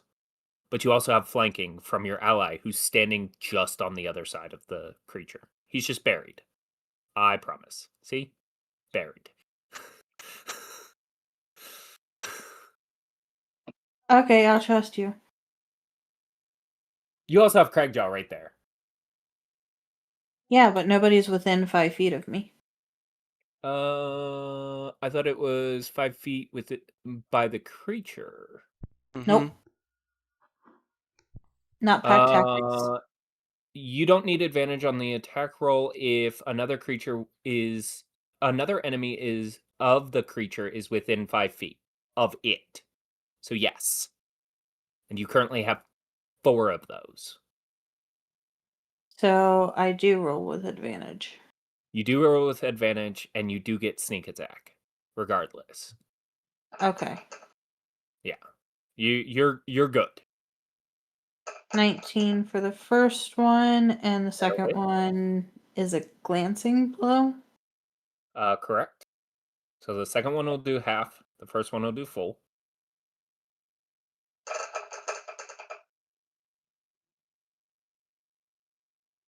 I don't know Okay. why I did that. No, that's fine. The first one will do 19. Go ahead and roll damage for the second one.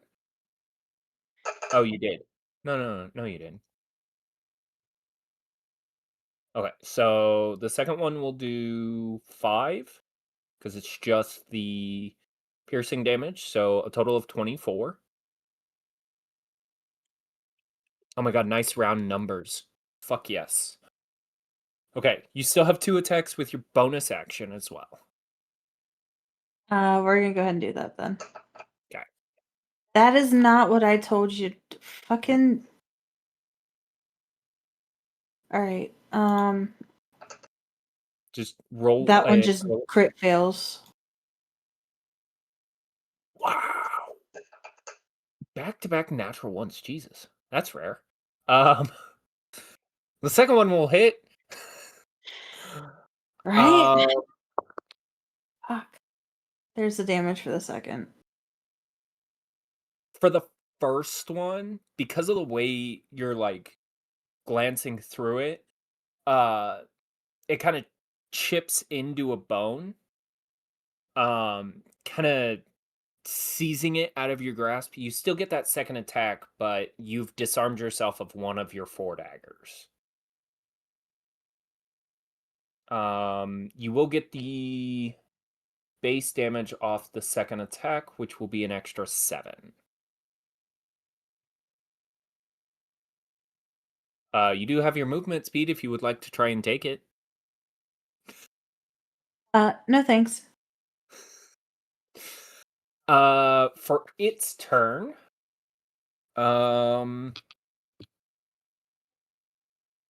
you see it turn towards the closest source of damage, which was last Max.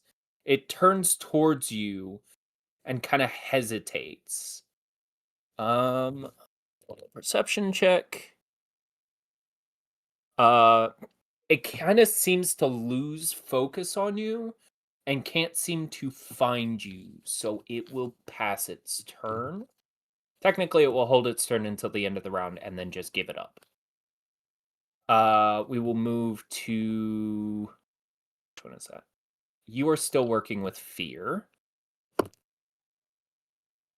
And you will finally succeed. You are no longer afraid.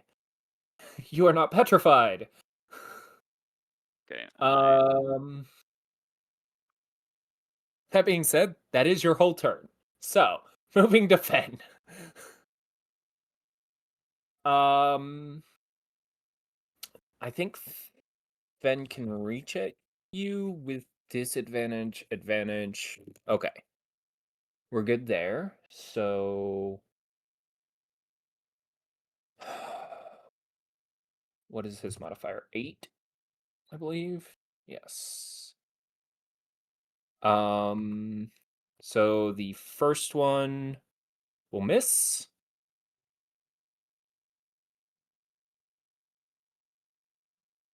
I know how to roll with advantage too. The second one will hit.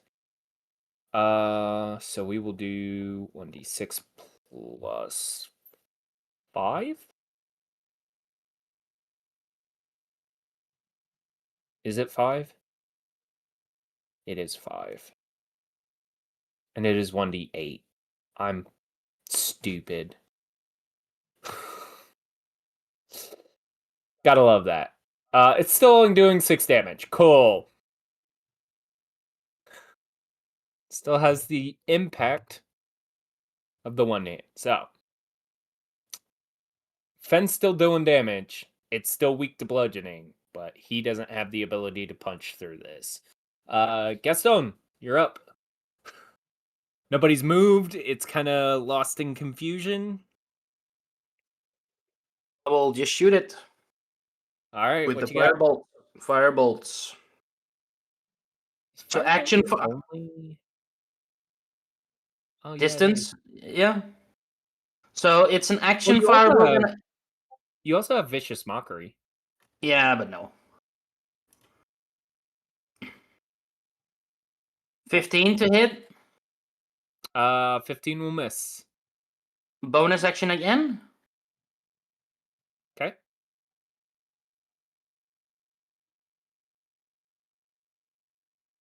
$20 to hit. That'll hit. Go ahead and roll damage. Oh. No, wait. No, that's the hit. I just want damage. Give me damage. No, that's no. Man, this is a lot of fucking D20s for Firebolt. There you go. Oh, great. 7. A 6 and a 1. No, that's still good. You would notice that normally creatures like this should have resistance to like fire and cold damage and whatnot. It doesn't seem to have that. Okay. At least towards fire damage. Ash. Unless Gaston wants to move. No. It is your turn. All right.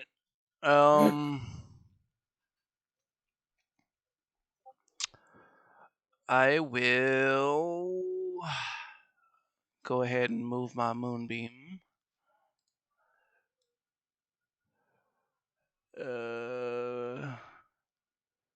I guess. Well, I guess right.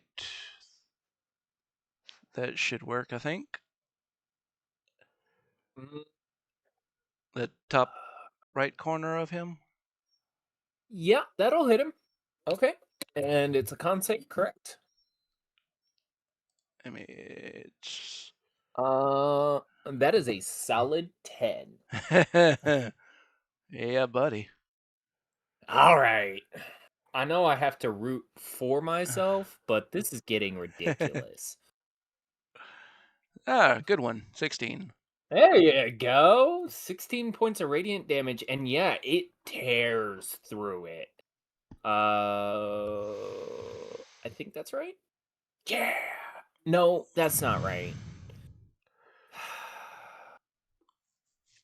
I'm dumb. I can't do math. All right. You do still have your bonus action. Okay. And as a... Oh, nope, don't do that. You delete. Fireball. Like, no. Fireball on everybody over there. I am going to cast... Should be... Sacred Flame, is it? Yeah. I would like to remind you that you also have another cantrip that is a part of that called Starry Wisp. It doesn't... They They do about the same amount of damage, but one is a dex saving throw or a to hit. Okay. So just kind of making sure you know, like, your options, trying to be honest with you here. Mm-hmm. Okay. Let's see. That one is not right there. So I'll have to do it from here. Starry Wisp. Hey. Okay. There you go. That'll hit.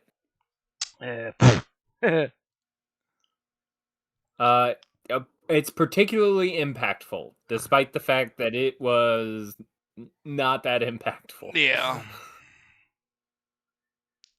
All right.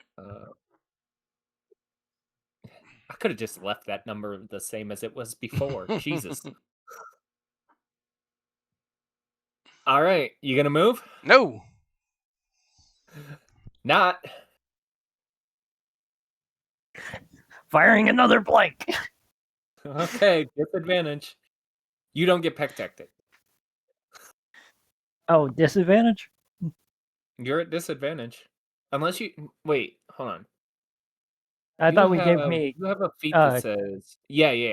You have the gunner feat. You're good. So you won't get disadvantage. I have close pew You're pew very ability. lucky. Hey, Gaston, if it makes you feel any better, you're doing more than not. That is the wrong modifier. That is the modifier you told me to use for the gun. No, it is not. That is. That is No, it the is not. revolver plus 3. It's which is Dex, but you don't have proficiency in it. That is not me rolling with proficiency. Yes, it is. It. Because I'm looking at your character sheet. You have a plus should not 9 to hit. That is right. It's 1d20 why do I plus have 9. The reason why it's modified is because of the way it is in Foundry. Because it's saying you have proficiency, and you don't. Okay. So you have a plus 9. So it will miss. Yeah. And he's not moving. Okay. And you don't have a bonus. Well, you have to use your... Yeah. Craig Jaw, it's your turn.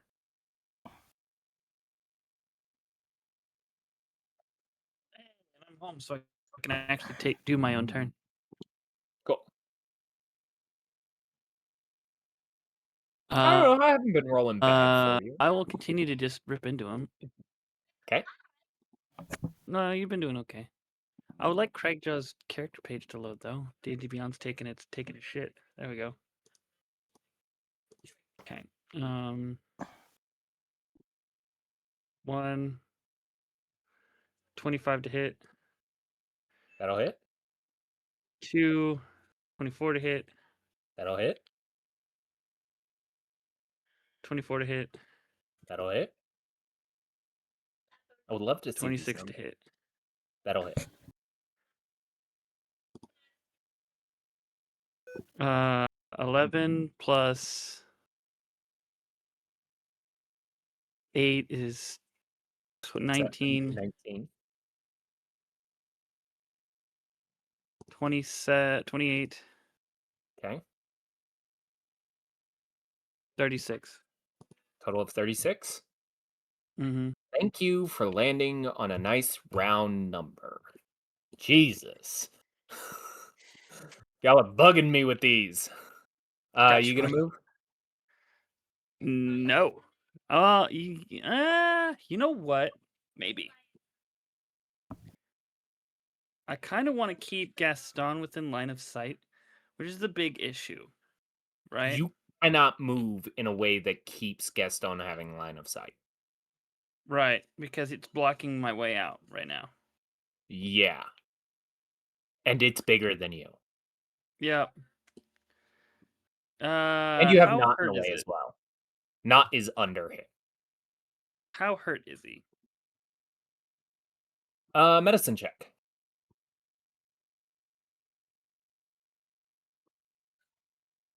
You talking 10. about the big bad? Yeah, What'd you get? a 10. He's looking worse for wear. You're not certain how worse for wear, but worse for wear.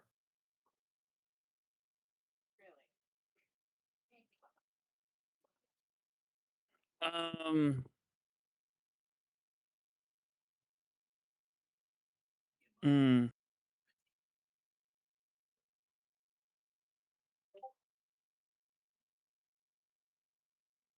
So what I think I'm gonna do, because I mean I gotta keep Fen moderately within attack range too, you know. I'm not gonna move as much as I kind of want to. I'm not going to. Okay. We're gonna move to the last wolf, who's had a lot more luck hitting this thing than the other wolf has.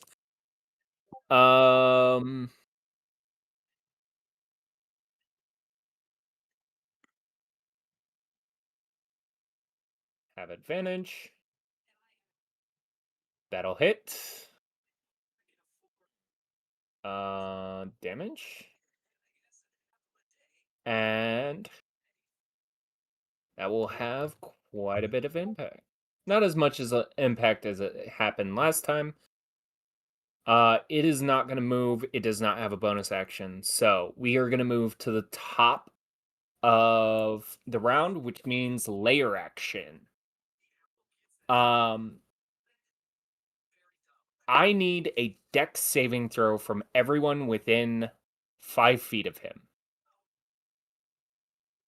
As you feel a burning aura streak across the outside of his body, he now burns with an almost ghostly fire. I've got maxes. Do I take a need disadvantage for having plate mail on? Is this an effect I can see? I swear to God. I'm going to tell you you're blind from here on. I just means I get advantage. That's all. If I can Yes. see it, I have... Okay. No, you don't get disadvantage for being in plate mail. You get disadvantage for being under him. Okay. 17 on mine. I don't know why it didn't come through. It doesn't allow me to roll my disadvantages, so I just have to roll twice. 13.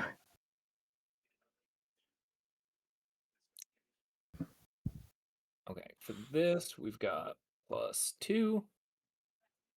And then for you, you will fail. And then you will fail. Okay. So not the 2 wolves. What'd you get? Talon? Oh, I got a 17. 17. That's high enough. +6. And Fen won't take anything. Jesus.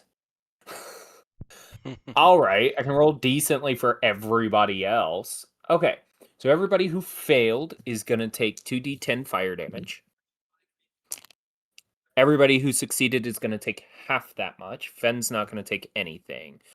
So everybody who succeeded is going to take 6. Everybody else is going to take 12.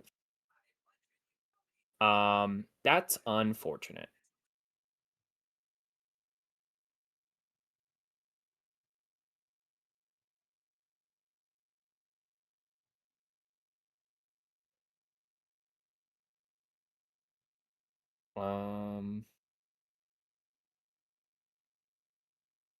All right. At the top of turn order, Max. I'm just gonna hit him with my daggers again. Okay. Don't forget you have advantage. So I'm rolling 4 dagger attacks, correct? Yes, all at advantage.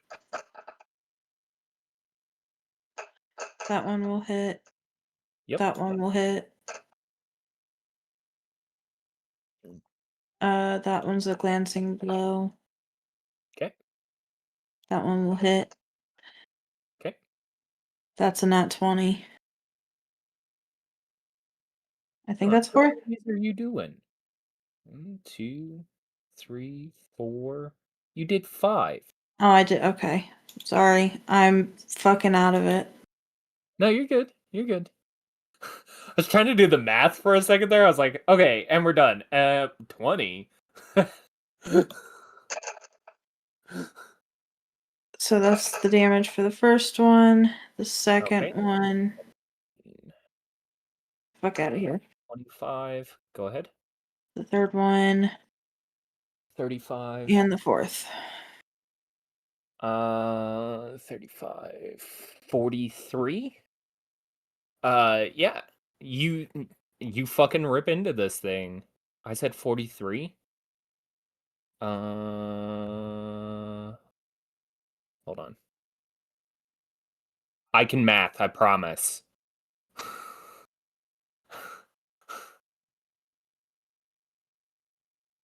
Yeah. Math. Would you like to move? No. Okay. It is going to be his turn. Same situation as last time. He's going to turn to the last person that hurt him. Sorry, Max, that's you.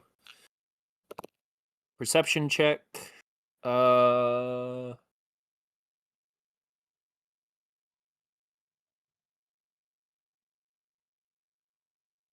Yeah, he's not going to see you. So he will hold his turn till the beginning of that next one. He is going to attack. Seeing his ally go down.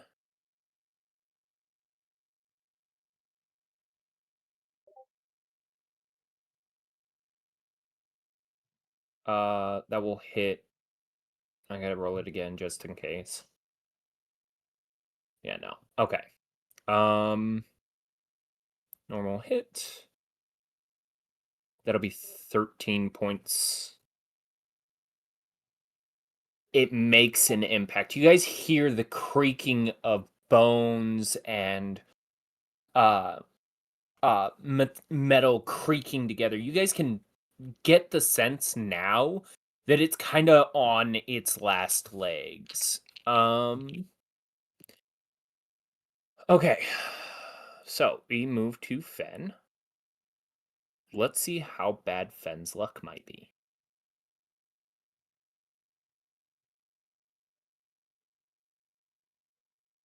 He'll miss. No, he'll have advantage. I'm dumb. He'll hit the first one.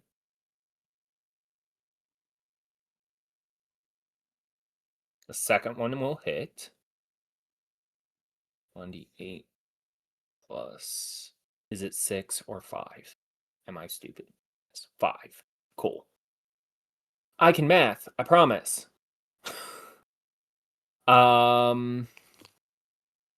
First con save. You guys see the impact of Fenn's first hit slam into it. It starts to fall apart and then seems to hold itself back together. The second impact hits for bitch.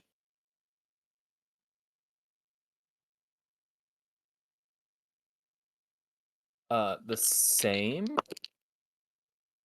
That is a natural 20. Fucking Christ. Again, the same thing. The impact lands, you see it begin to fall apart. And then it holds itself, pulls itself back together. Gaston, this is you. It is me. Is it I? It is me. You. It seems to be holding itself together through sheer force of will or some kind of undead fortitude.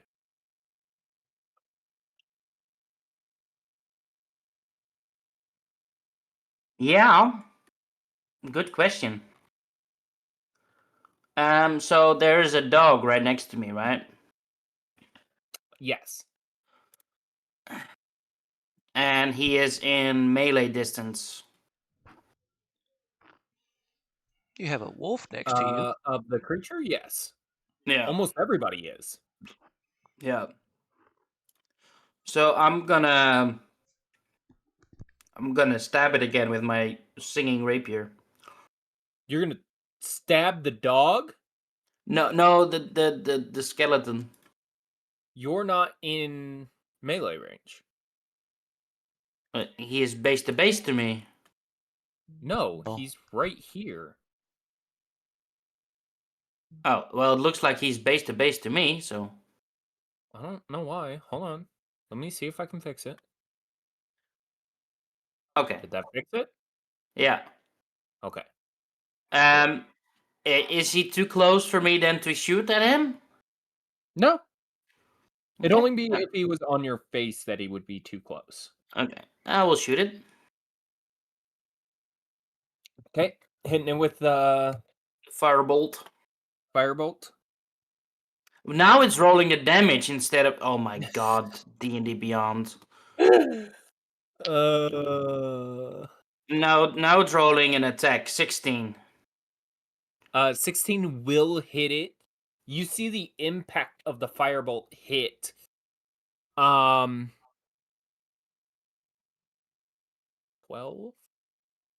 It will succeed its undead fortitude.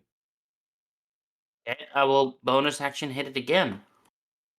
Okay.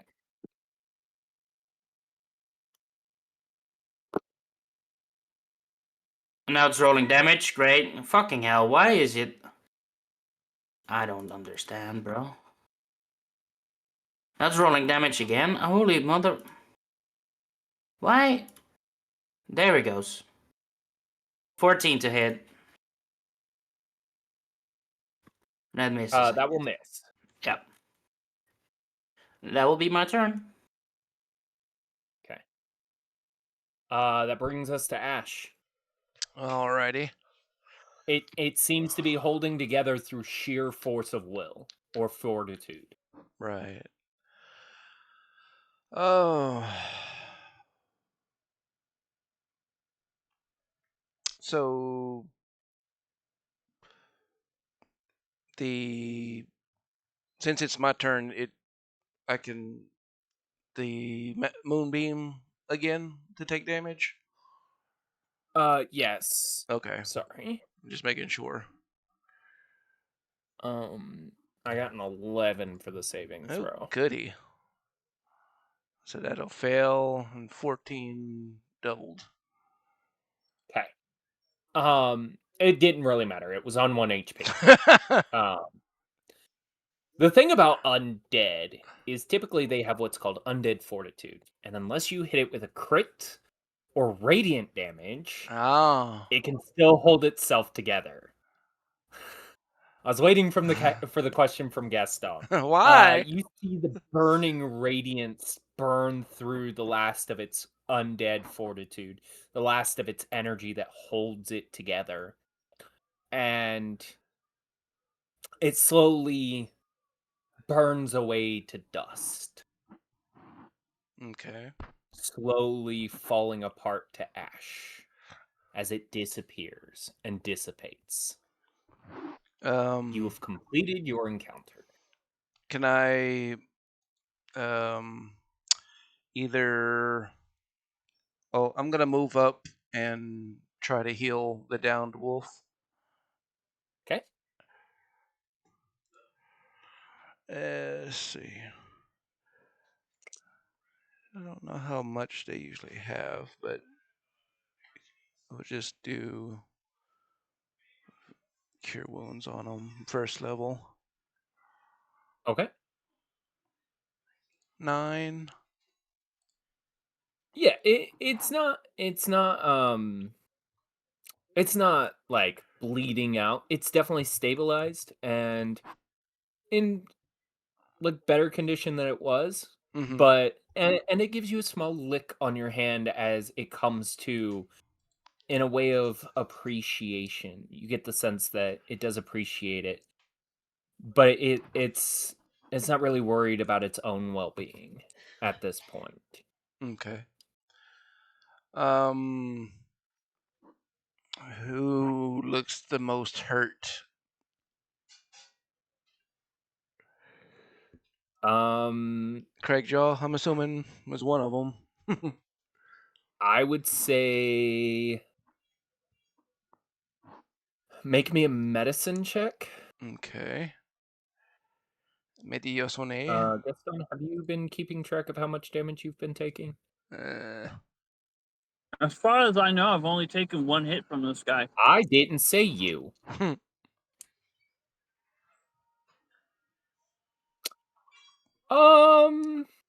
I would say everybody from your perspective looks decently healthy. Like, yeah, they're a little scraped up, but nothing a good night's rest wouldn't like take care of.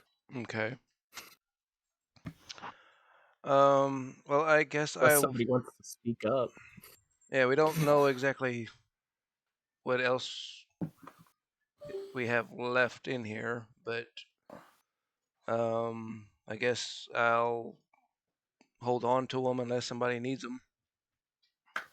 Okay. What do you guys want to do then?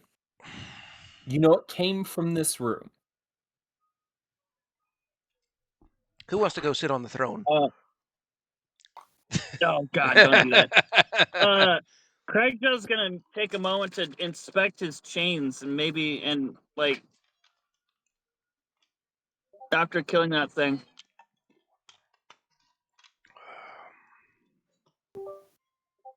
Yes. As you begin to inspect yourself and concentrate on the energies, you can actually see the slow vestiges of dark shadows begin to recede and break apart as the chain that was linked to that creature falls apart and begins to unseal another stretch of your previous power. You will take your level up here, but I would say wait until after the session to apply it. That's fine. It's mostly just HP. My claws become magical for the purpose of overcoming resistances, and your second rage feature mechanic thing that you were talking about. Yep. Yep. We're good. Speaking of, I need a wisdom saving throw, Craigjaw. Go ahead and roll it. 1d20 plus 3. Oh, you're not in here? No, I sent a message in the chat. I'm in the truck again. For a moment. I'll be home in like 2 minutes. Okay. So what you all see is Craigjaw, normally when he's in his rage form, you can see the energy begin to fall off of him as he shifts back. And it's typically pretty quickly after combat. He doesn't seem to drop his form this time.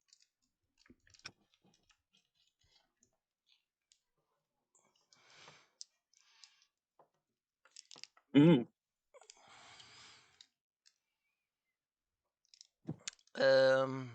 You okay over there? That was a good question, DM.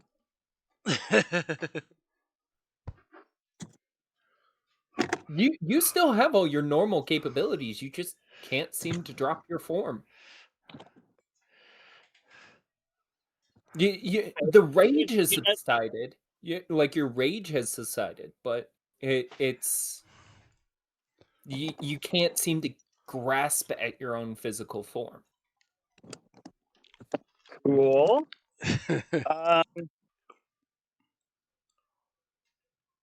Technically, if it's speaking, I don't think my rage mechanic limits my ability to speak. Mm-mm. No, you just can't cast spells. Right. I do like the idea that maybe I'm limited to only beast speech. But that's just me. Roleplay for I don't know.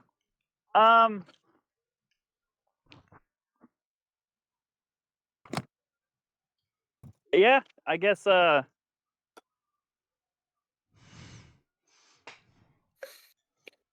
no, I'm gonna get confused and look at my claws and process the fact that this has never happened to me before. Aren't I've you? never been Aren't, stuck. aren't you supposed to change back by now? Drops down one. Wait, I don't here. Hold on a second. Yeah. Okay. Dropping that off, throwing this away. Okay, back into my room. Okay.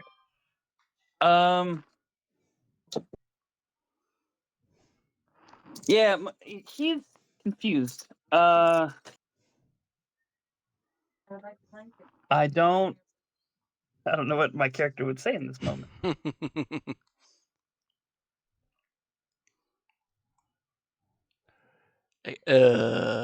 Yeah.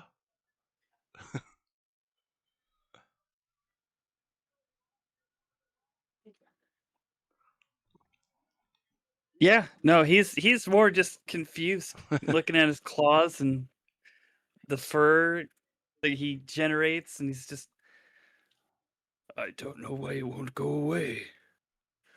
Hmm. Gaston will approach and he will touch Greg Joe with both of his hands, and I would like to do like an Arcana or like a medicine check to maybe figure out why. This would be something in an Arcana check. We're gonna use that temporarily. So go ahead and make me an Arcana check, please. I could have swore I put him in here. 21. Oh no, that's fire. Wait, that's Firebolt. but Is it the right modifier? It's a +9, yeah. Okay, don't worry about it. Yeah, so here, let's move you into a space where kind of everybody's kind of regrouped a little bit. I'm gonna move Fen into the room. You get the sense that something's happened to the magic. Like normally when a person goes into rage, and you've seen the rage mechanic before, you're a bard, you've traveled. Especially in all your different travels, you've seen adventurers who have done this rage kind of barbarianistic style, and some of it has magic to it. Craigjaw's transformation is a lot more magic than others, and he seems to be caught in the fluxes of that power. To the best of your knowledge, it should fade, but you're not certain how long it would take because this is new to you. This is Fey magic. This isn't regular magic. Okay. So I will tell. I love that token telling. I will tell to Craigjaw. Okay, buddy, just don't get too angry at us. But you should be okay in an hour or two, maybe a little bit longer. But it should subside. Maybe it's just the environment we're in that it will that has some inflict into it, or the creature itself did something. But you should be okay. Insight check? Okay. What are you trying to insight? Is he lying to you? My own fey magic, I guess. To see if maybe You're gonna I try can and insight determine the yourself? cause. Yeah, like insight myself. Go ahead. Roll with advantage.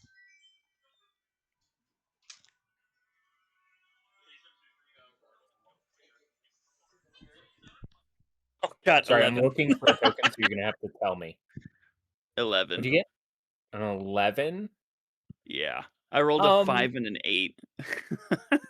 You forgot yourself. I mean, you can definitely tell that something's wrong with the magic itself. But like whatever's wrong with the magic, whatever's changed, it's unfamiliar to you. You feel like he's got the right mark. You're just not certain what all that Degree. entails. Yeah. Okay. I'm trying so hard to find the picture of Ben that I used, and I can't. Okay. God, that was so long ago. I don't have it. No, it's the one I used for his interaction with Torvald. So we're just gonna use this for the moment.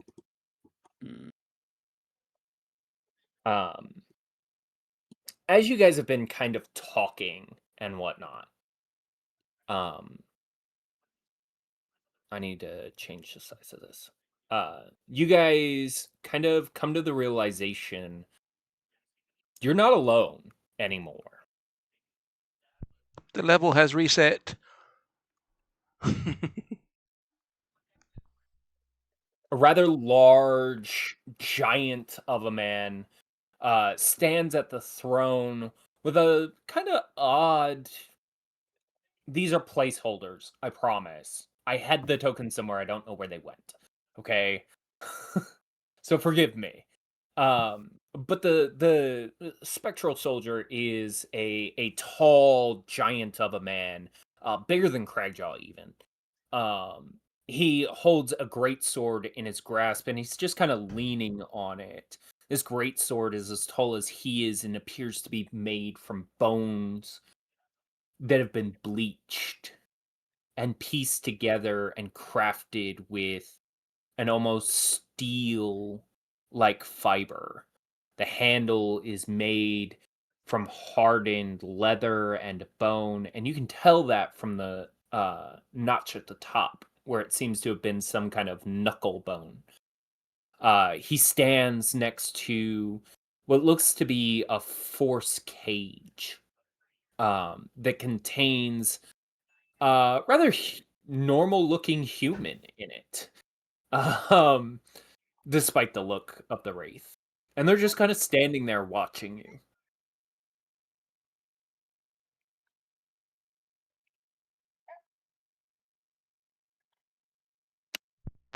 We have company.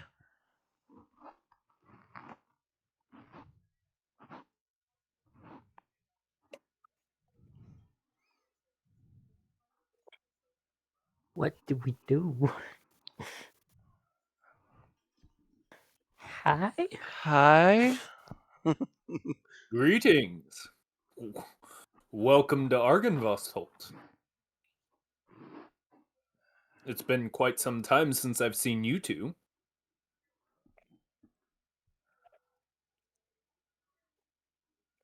Who is he looking at? He's looking at Gaston and Ash. He's kind of like, he's got good enough angle. You can tell that he's looking in particularly at the two he's met before. So does he look Oh, the same as he did before? The exact same. Nothing's changed. Okay. His armor, now that you guys kind of have a better look at it, and as kind of as you do, lights begin to appear to give you a better view. They sit on glass or steel braziers that envelop into glass, making it look like fire. This is lightless though, meaning it has no fire to it.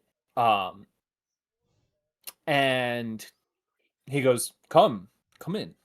His armor is that of hide and bones pieced together, with metallic underlines. You can see chainmail kind of poking out from beneath it, but the outer edge of it seems to be crafted from some kind of scaly hide and segmented bone.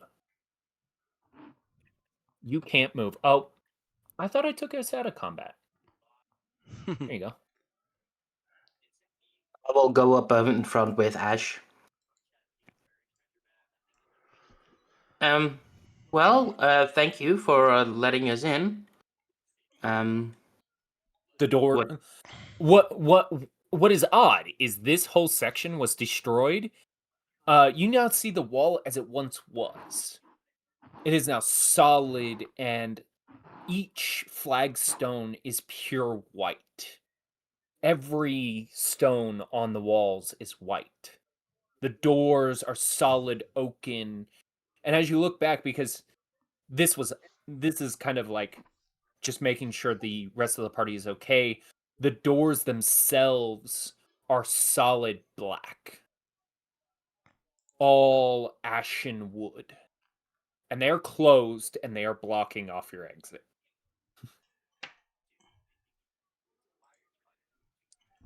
Go ahead. So, well, thank you for helping, I guess. What can we do for you? It's been a while. Helping? How have I helped? Well, I don't know. I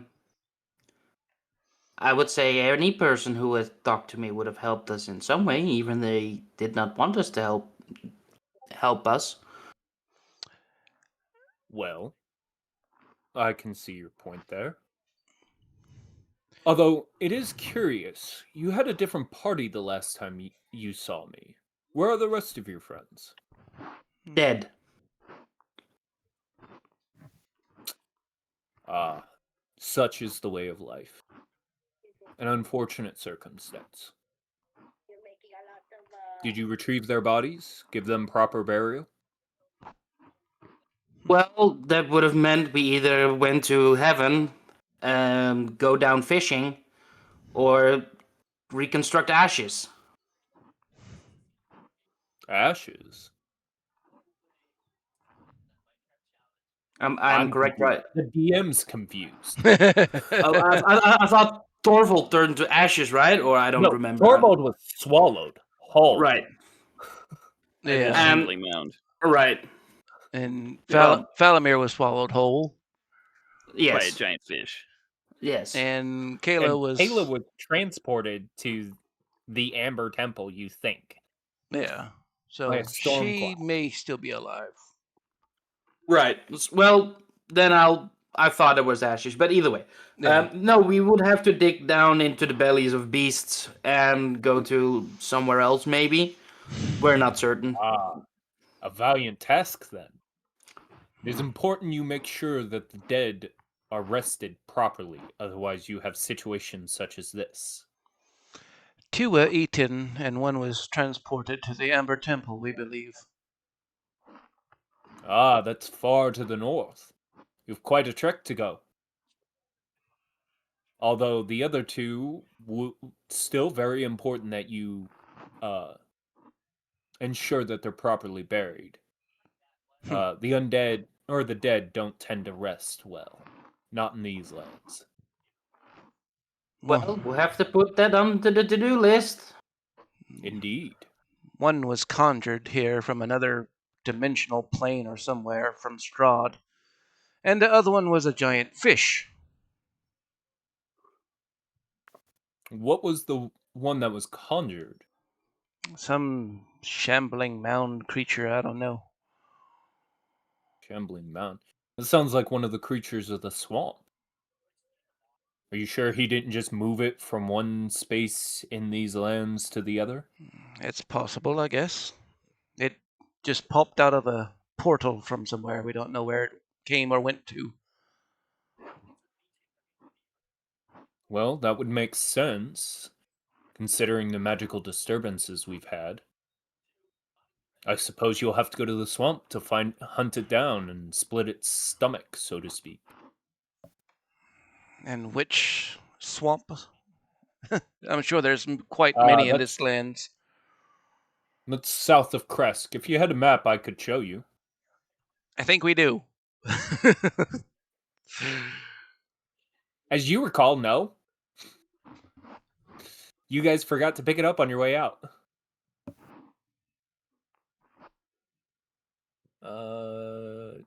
Do we still have Kaya?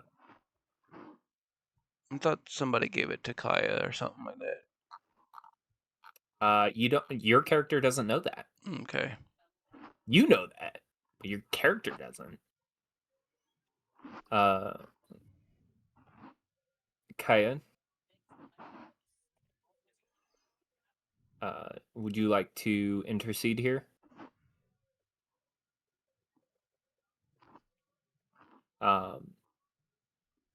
They might have stepped away. They mentioned that they weren't feeling well, so I'm gonna put it in here. Yeah, Max kind of reaches back in the confusion of everything and pulls out of the pack a rolled up map that you guys were supposed to retrieve from Danica, and kind of passes it over to Gaston. In the process, she's mostly just trying to take care of the wolves and try to get them to a more comfortable for her position.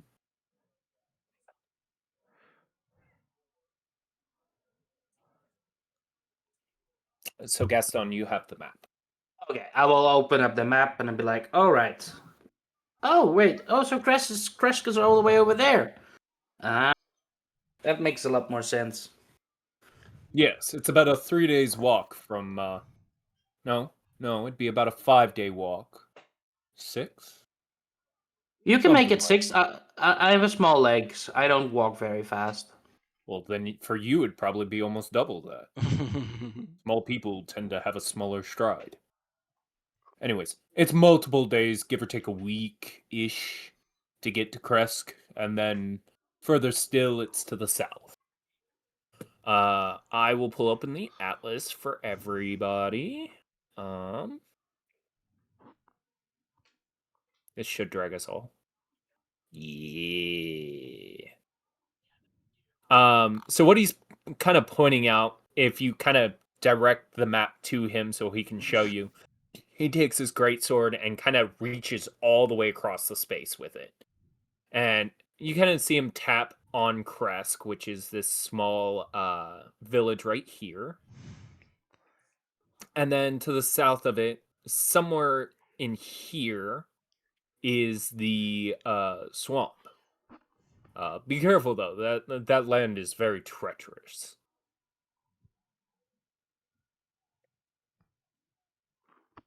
All right. Thank you. Indeed. Like you said, you've given us information that is still helpful. That would imply I'm the person you're supposed to be talking to. Well, either way, if you're not supposed to talk to us, you're still doing it. So, even though you might give us false information, even some false information contain a little bit of the truth. Are you It's Ben? too confusing. Young lady, could you please do something about this? I'm not who you're supposed to be talking to. Guessing Ben's in the cage, Ben Mimic?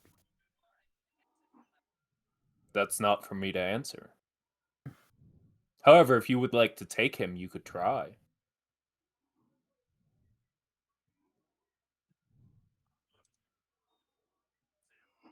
Who is in the cage? The last interloper who decided this area was a good place to set up a roost. So probably Ben. So he tried to stay here? Oh, for a time. This land is supposed to be hollowed. Resting here is not smart, especially not with what exists here pretty consistently. You know, the undead that you've already let to rest. Now, we were tasked by Danica to bring him back or just find out Yeah, Danica asked you to retrieve him Oh. and bring him back to Vallaki. Okay. And he he has verified that is been in the cage. Nope. Oh, well. He hasn't said who it is. But he has welcomed you guys to try and take it.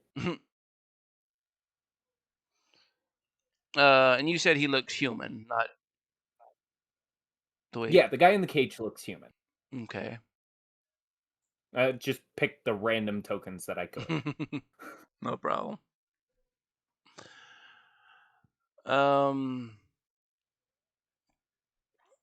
Okay. This seems odd. Can I maybe try to go speak with him?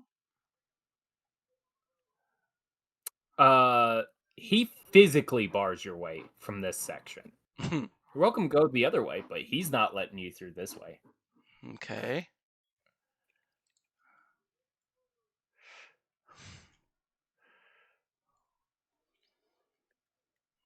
Kind of watches you walk up to the cage. Are you Ben Mimic?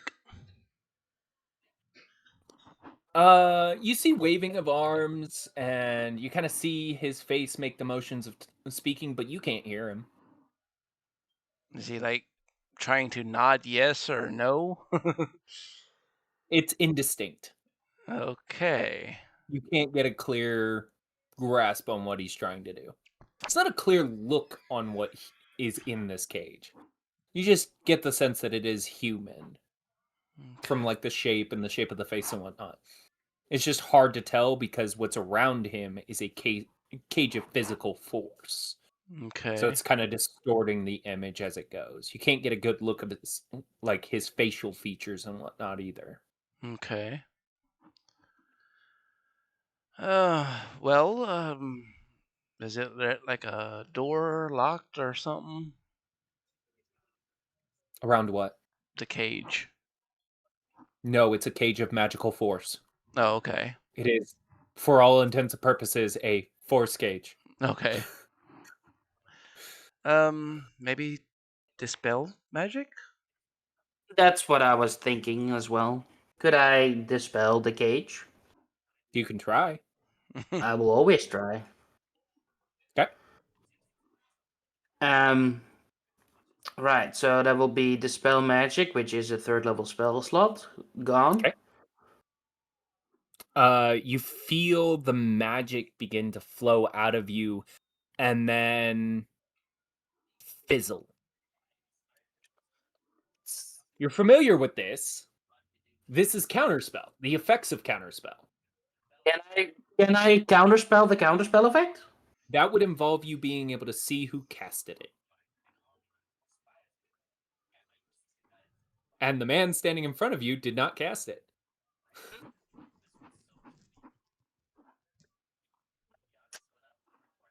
Okay. Great.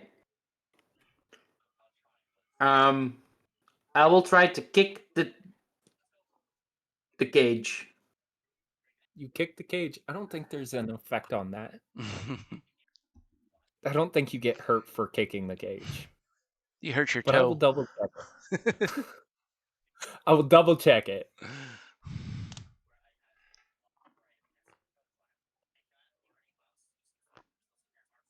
Is them Uh, asking for my help in trying to bust the cage down? I'm just you do kicking the not take physical damage from it. Okay. I'm just kicking it out of frustration as well, and maybe it would do something. You do see him kick the cage. Great. I figured one thing out, guys. The cage is kickable. Are Do you with that, please. so? Is he your prisoner of some sort? Not mine. I am merely the bodyguard at this point. Then who? And he points up. I look up. As you kind of all realize, staring down through the ceiling is a ginormous dragon's head. The ceiling in this room goes up about 60 feet. And it's just watching you guys. I wave at it. Greetings, young adventurers. You have accepted and succeeded in my trials. Stop freeing or attempting to free my prisoner.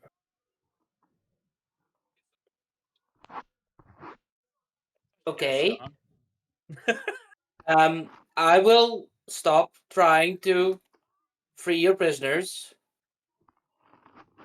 if No if. Now. okay. What do you want us to do now then? Ah, see, now you're here for your reward.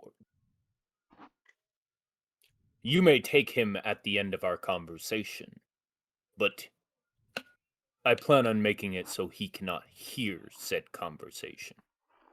Step with your Okay. friend, and I will enable us to do so. I'll grab Ash's arm, her arm, and I'll drag her to the group. You see a kind of shimmery barrier that comes across this section, and it seems to cut off all sound. You kind of see the giant that's been lazily kind of leaning on his sword, bang his sword against the stones so that you guys can see that no sound passes either way. Kind of a demonstration of what the magic does. And But he you can goes, still physically see through it? you can see through it, Okay. but you can't hear the words being spoken. Okay. So what I will do, I will try to make, if I'm gonna speak, I will try to speak with as much of articulation and mouth movements so that it might be red lips. So maybe if the prisoner is Bill, right? Or Bean, Ben? Ben. Bean. I Ben. like Bean. Yes. I don't care. So yeah, I'm just here for show and fun. So I will just speak as loud or maybe just my mouth, so that he might be able to understand my lip reading. Maybe if he wants to understand anything of the conversation, he wants to know if he's still able can in this form. But that's what I want to do. Okay.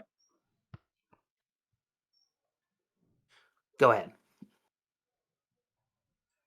What am I going ahead for? Oh no, you would like. I would just wanted to notify you that if I was going to speak, Okay. then yeah. He looks down at you all and goes, "Good. At least you know when you're outmatched." Cragjaw, why are you stuck in that form? This is mine. What? I said your guess is as good as mine. Interesting. I've not seen fey magic like that falter in quite some time. Interesting. I will make note of it. I see you bear the weapons and armor of my comrades. You will, of course, give those back. I didn't took anything. Just from The young cat and Cragjaw himself have possessions that belong on that body. I'm sorry for taking it, but thank you for allowing me No, to they use were it. a temporary allowance. I noticed you all were struggling. And he's gonna remove the plate.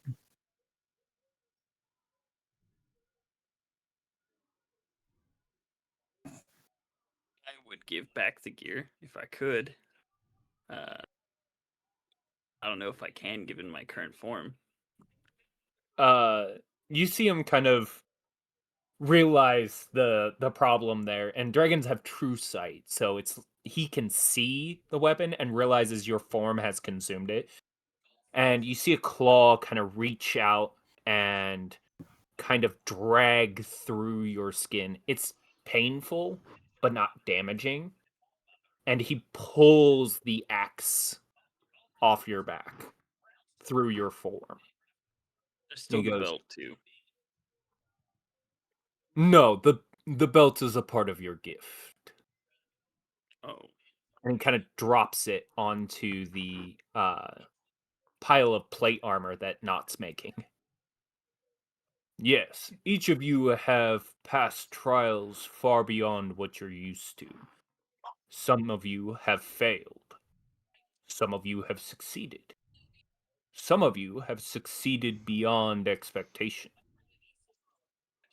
Therefore, you have gifts or detriments based off of that. This form is uncomfortable. And you kind of see him fall through the ceiling. And as he does so, you see him shrink and slowly condense. He doesn't turn human, but a smaller form of dragon. As this is a ancient silver dragon. We're gonna put the token on here and resize it. For the Oh, love of God.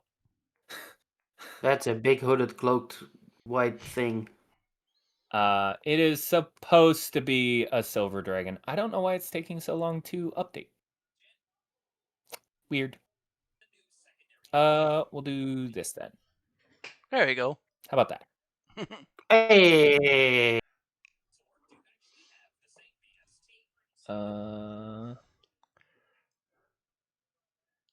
There we go. He kind of shrinks down. You get the sense that he is no less powerful for this act, but he is smaller. He fits in the room. Okay. Well. However, Max, do me a favor.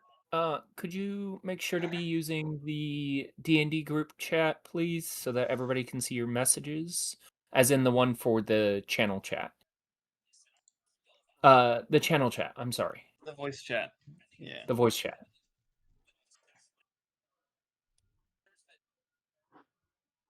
Thank you. Sorry, I'm trying to bounce around, and it's hard for me to keep track if I can't just click over. I very much appreciate you working with me on this. Noticing Max's kind of longing, he kind of looks at you and goes, "Would you dare?" You get the sense that he's smiling. It's all teeth.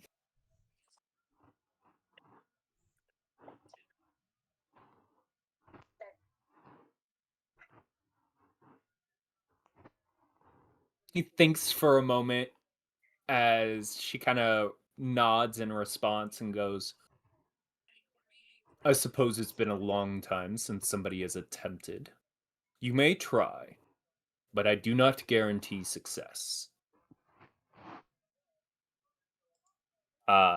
If you plan on doing it, I need a con save. The DC for this is 20.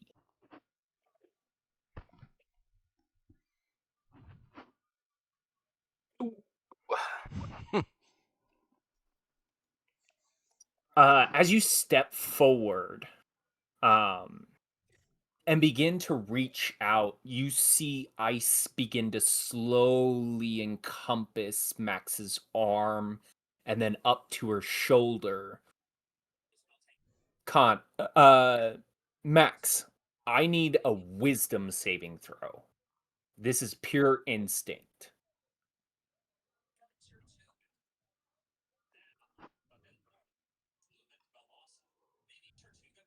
That's high enough.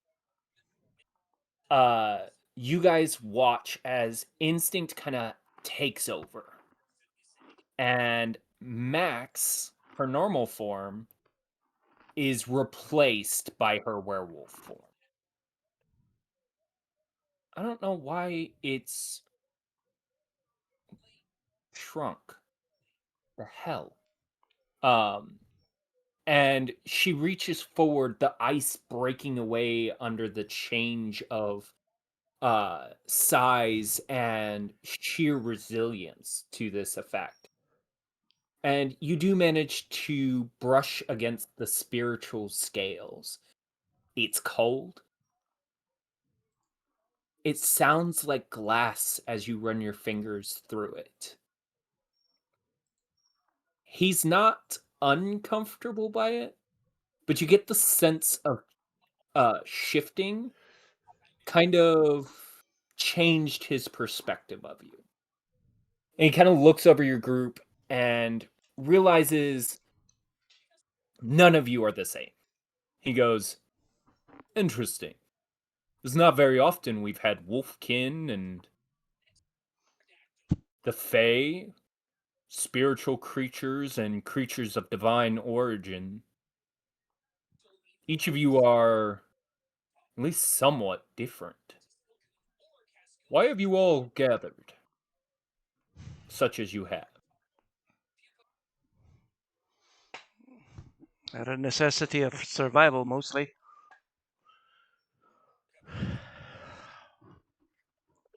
Companionship. We needed friends on a long journey through these lands to do our own tasks. Why For not love. band together? For love. And For love. And for each of you, what is that task? I know Cragjaw's. His, of course, is to cure his forest, his home of the corruption that grasps at its edges. I can guess what this interesting creature, their goal is. What of the rest of you? And I suppose I could ask you the same. What did you say your name was? Who's he talking? I am Gaston. I'm doing this to get to know myself and my family's past. I'm figuring out. And for love. Yep. His head kind of swings over to Gaston, and for a moment you see him peer through you. You get the sense that he sees more than you're telling him. And he kind of nods slightly. And then his head swings over to Ash. And you? Well, we were originally sent here to find some mages. That seems to not be of... The ones that we have found were all dead, so I don't have hope for the rest of them. Interesting. How many have you found? Don't remember exactly. You have only found one. Okay. You found one in the bottom of Lugosi's manor in the crypts. He Right. was already dead inside the cache. And we were going... we You found... needed to find 5. Yeah. We found one. Supposedly there were 5 in this lands. That makes sense. And you, Nightly creature with no soul. What is your goal in these lands?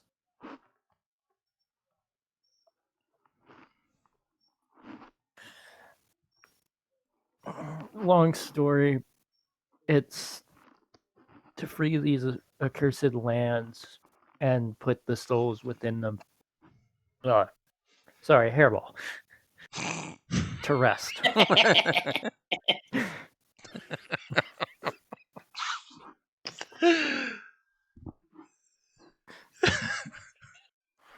So you've come to send people to rest. You understand no soul that dies here ever leaves. It does not find rest. It merely re-enters this land in a tortured existence. One way or another. Yes. To free And your these lands goal is is to kill to free the Strahd. souls. Yes. To defeat Strahd is to free these lands. That's my answer to you. You act as if you know everything. So tell me, what is the solution? How From do what you I kill a can, man who cannot be killed? from what I know, it's either get rid of whatever corruption has taken him over and taken over this land, which seems to be a demonic force, or collect relics from these lands.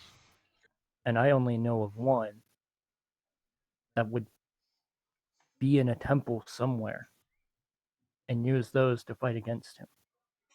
What relic do you speak of? A gem? Oh, you mean the Fey gems? The Fey gems are a mere pittance of power, and they only give power to those of the Fey. So how are you to wield something so insurmountable to yourself? Do not act as if you know all the answers. I You are blind, I'm walking through mist and measure. I'm sorry that I'm acting like I do, but I know I don't. And I'm cursed as it is. You said it yourself, I have no soul, and it's because of the thing that is on my hip. It has taken my soul and claimed it as its own. If I were to Incorrect. die. The Incorrect? weapon has not taken your soul for its own. It is not technically alive. Your soul is in its possession to give it power. You cannot be separated from it. That is correct.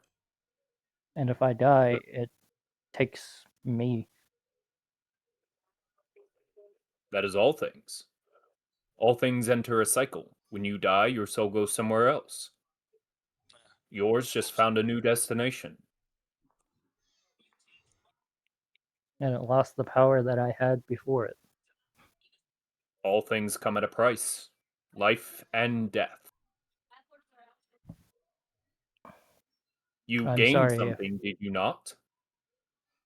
yes, I did, but the power that I have gained has become a boon less than a blessing. It's hard to wield, and I know not yet what it is. All things come with time and practice. Do not shirk on your practice of such. Continue using it, you will gain your knowledge. But such is the way of things. You do not gain skill with a blade overnight. You do not gain mastery over magic in a moment. That being said, I may be able to help and grunt some solace. Inside of Castle Ravenloft, there are books entailing the mastery of souls. Perhaps you will find some kind of knowledge there that should help. Now, young wolf. Young wolfkin, you have not answered my question.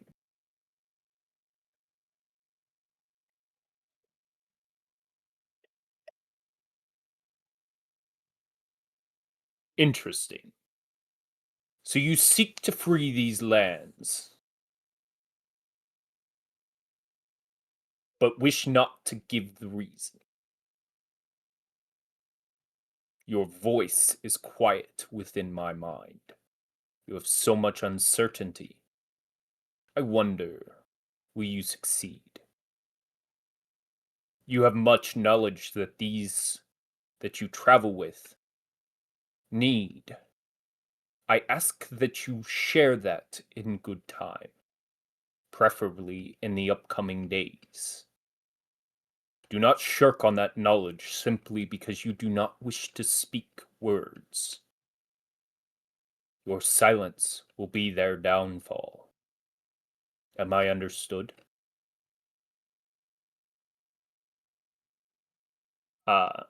Feeling her response, he looks to Ash. You speak of mages in my lands, and I say my lands because, despite being dead, these are the lands I protected and guarded, therefore they are mine. The mages you seek, 4 of them. Yes. 4 of them still exist in these lands. 1 is amongst the swamps. 1 resides in the mountains. 1 is in the depths of Castle Ravenloft. And the last? The last hides amongst Lake Luna, seeking its depths for what treasure it might plunder. Be warned. None of them are easy to kill. And none of them will go down without a fight. There is no bargaining. Only corruption. If you have questions on this, would be happy to inform. I want those creatures out of my lands anyways. So they've been corrupted. Of course, all things that come through the fell are corrupted.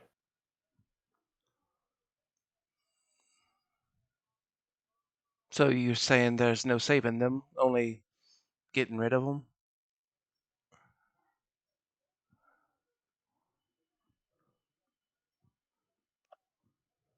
Death is saving them at this point.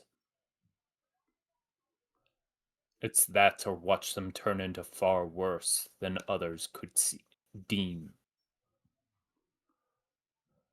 human.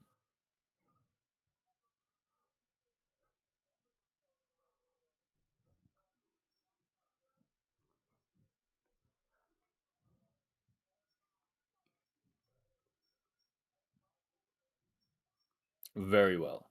If that is all you require, Cragjaw.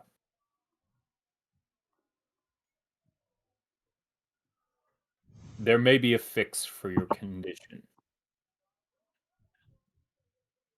but it would require you heading to Kresk, seeking the wolf, the source of your patron's power. Whether you are up to the task, that is not for me to decide.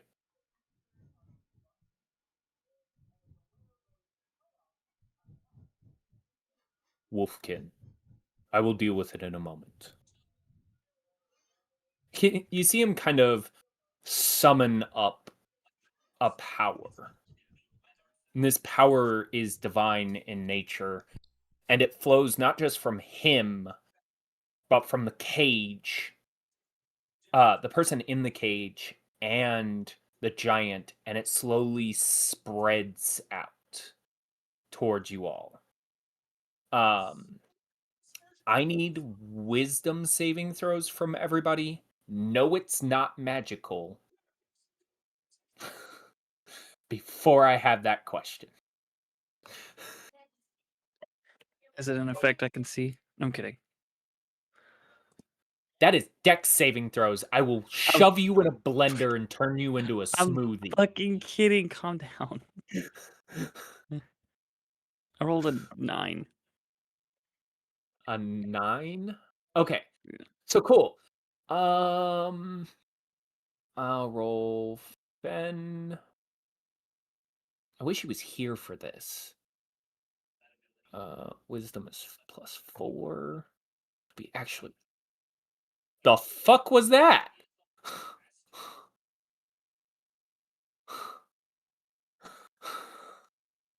Why are we taking d20s of damage? Why are we taking I don't d20s of know. damage? I don't know. Okay, 22. He succeeds from it. He doesn't see anything. Ash, you don't see anything.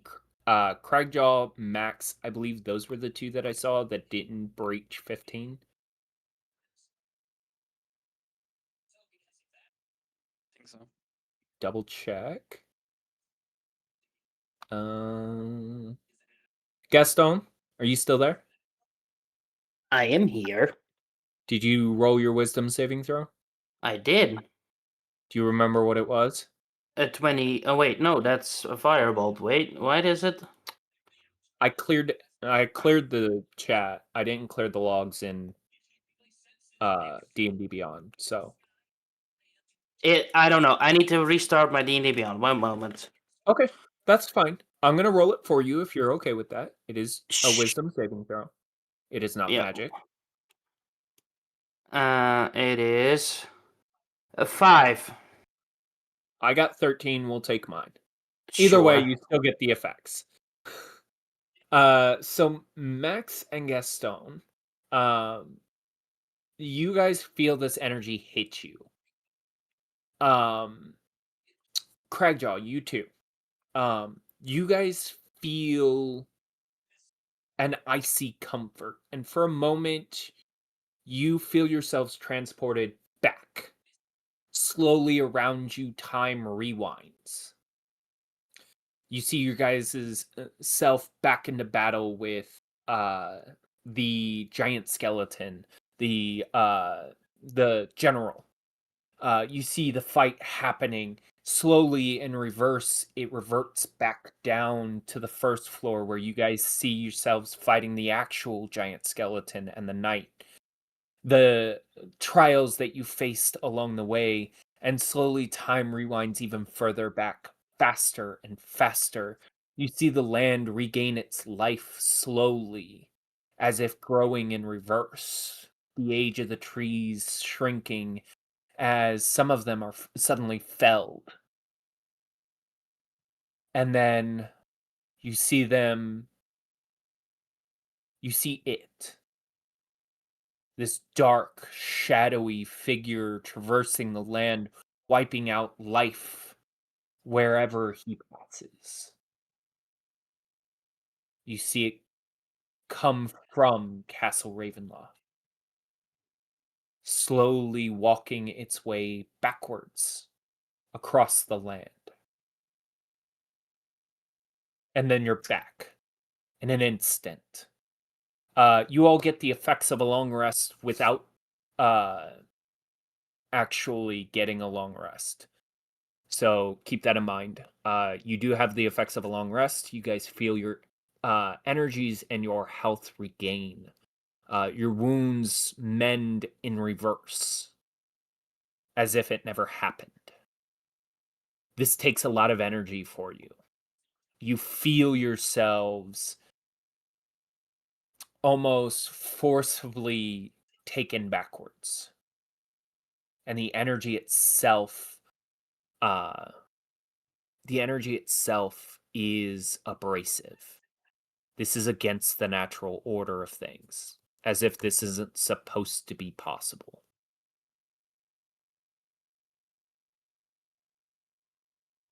And then it's clear. He looks at each of you and goes, "Now, distractions out of the way. I have covered the small cat. Cragjaw, you have your duties. Ash, you have your answers. Wolfkin, I respect your concern and understand your reasoning. Do not tarry too long. The longer you wait, the more dangerous it becomes. Now, young gnome, you seek answers for your kind. Once, long ago, your kind helped mine. An odd pairing, as we are much larger than you. As a response, I see you have already been marked by one dragon. Your people will continue to hold the line. Specifically, your clan, your line itself, will hold the line. But not here. I believe you returned to Kresk at some point. Correct? Correct. I will return. Yeah. You seek Igor and the Angel of Kresk. Correct? Correct. Very well. In Well, repayment of the tasks that you have given me, and the tests that I have given you,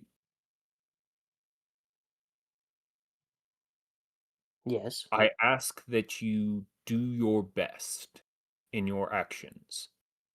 I can help you bring them back when you are ready, but only when you are ready. My spirit will act as an anchor. Now, the real question is, what knowledge do you need to complete your tasks? How am I supposed to know what I need? The ones on the other side will assist you in giving you that information. It is not my knowledge. I was not a part of that spell. Not on that side of it. This side, yes. I have all I need to bring them back. Okay. So there's still a lot to learn. Indeed. Okay. There is information I can give you, but you may only select one. I can give you Okay. information on the downfall of Strahd. What would be best to use against him? Or I can give you information on the fell itself. But you may only select one of these from me. I would like That is a to group know. decision. It's a group decision. This is information for all of you. I'll look at Ash.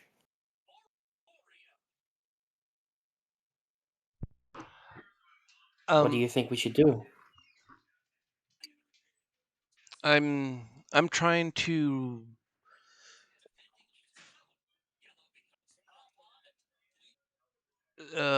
what's the word? I'm trying to figure out how the information of the fail would help us. I think uh was that something just for you? The fell would be a bit more information about me and my people stuck there. Mm-hmm. But if you guys want to know more about Strahd, especially if he's weak against something,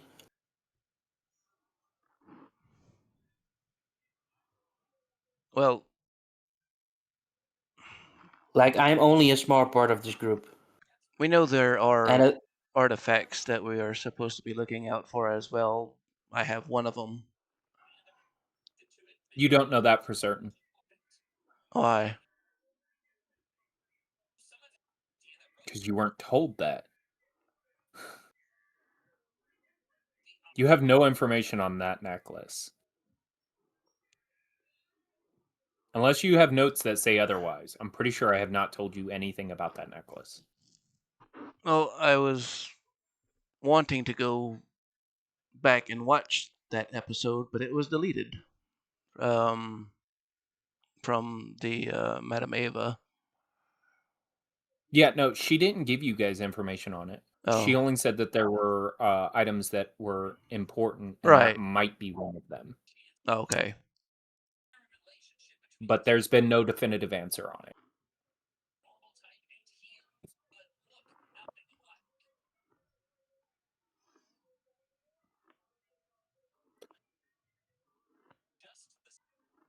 I mean,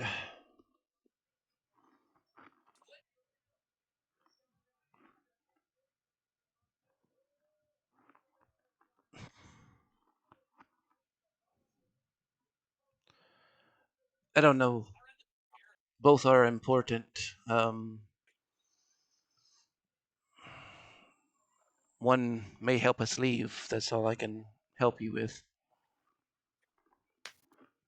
Look at Nott and Crack Joe. This is part of your decision as well.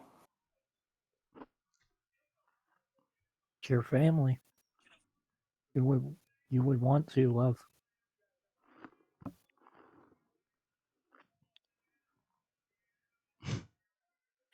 Well, my family would be a lot safer without Strahd.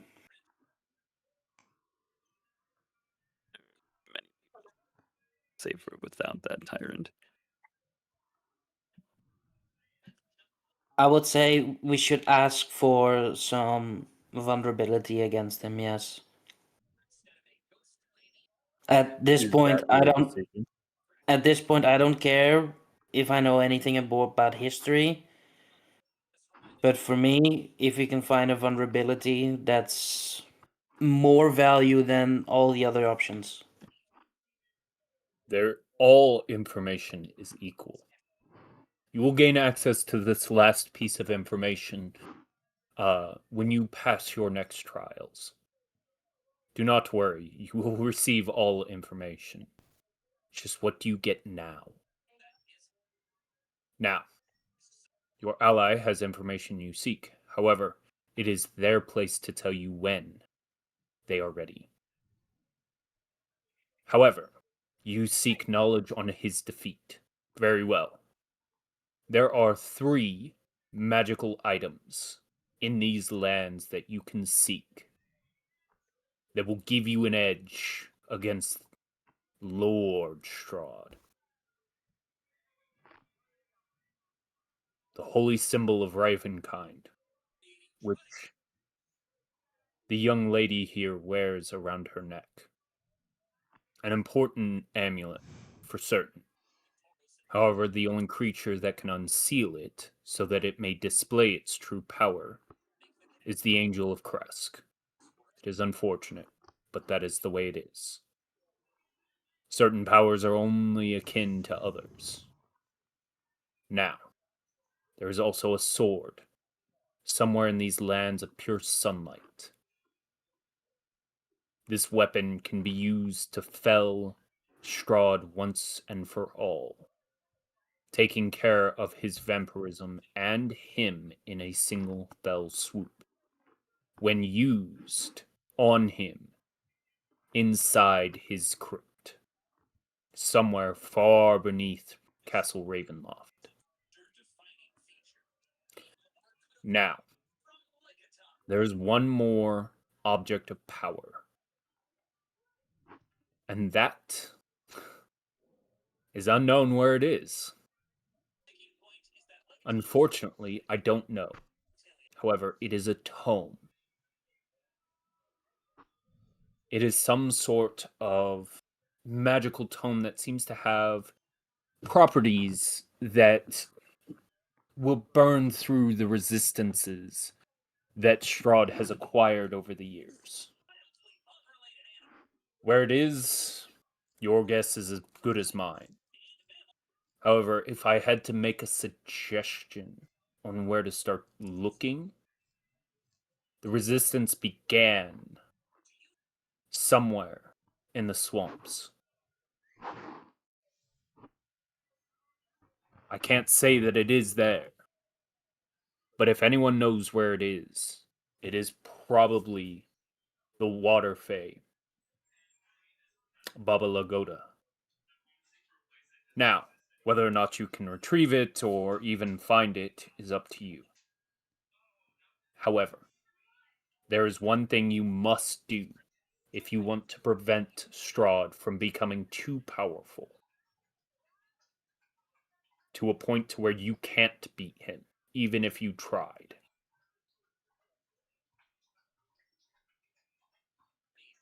It is unfortunate, but this is the task I must present to you. This is in exchange for the items that you have already been gifted. You could choose to leave your items or take on the task.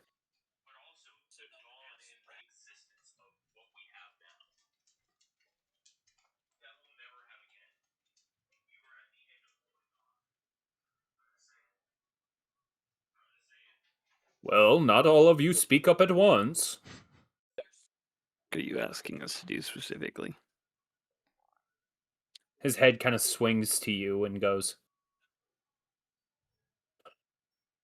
"It is not simple or easy, and once you do it, you will bring about the ire of all undead creatures in these lands. The task itself is relatively simple. You must seek out Irina, who you last left in Valaki. Take her to Kresk to gain a sanctuary boon, and then deliver her to the mirror of Lake Luna. The task itself is easy. The journey will not. That's half the fun.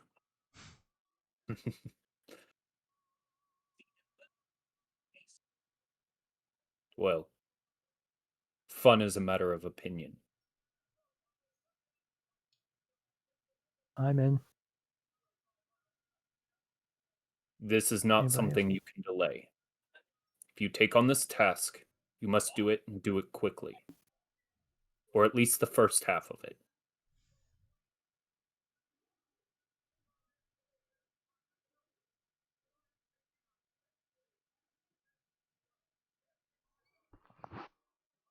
So we are supposed to escort her to Kresk to. To gain a sanctuary boon. This will protect her from the eyes of Strahd, who constantly watch her movements. From there, you deliver her to the mirror of Lake Luna. I believe Cragjaw knows the way to that one. If he does not, there are others who do. You should spend no more than 3 days in Kresk with the sanctuary bond up before leaving.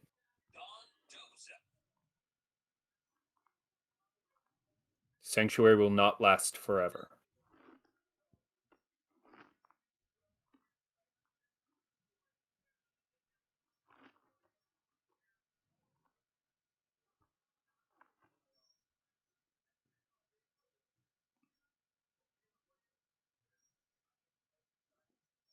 Well,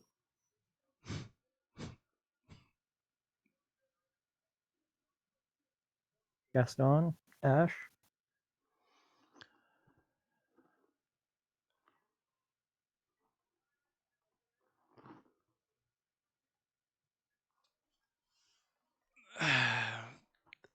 I guess. Well, It doesn't make sense to me, but I guess. what does not make sense to you? I'm just struggling to understand the whole concept of the deal.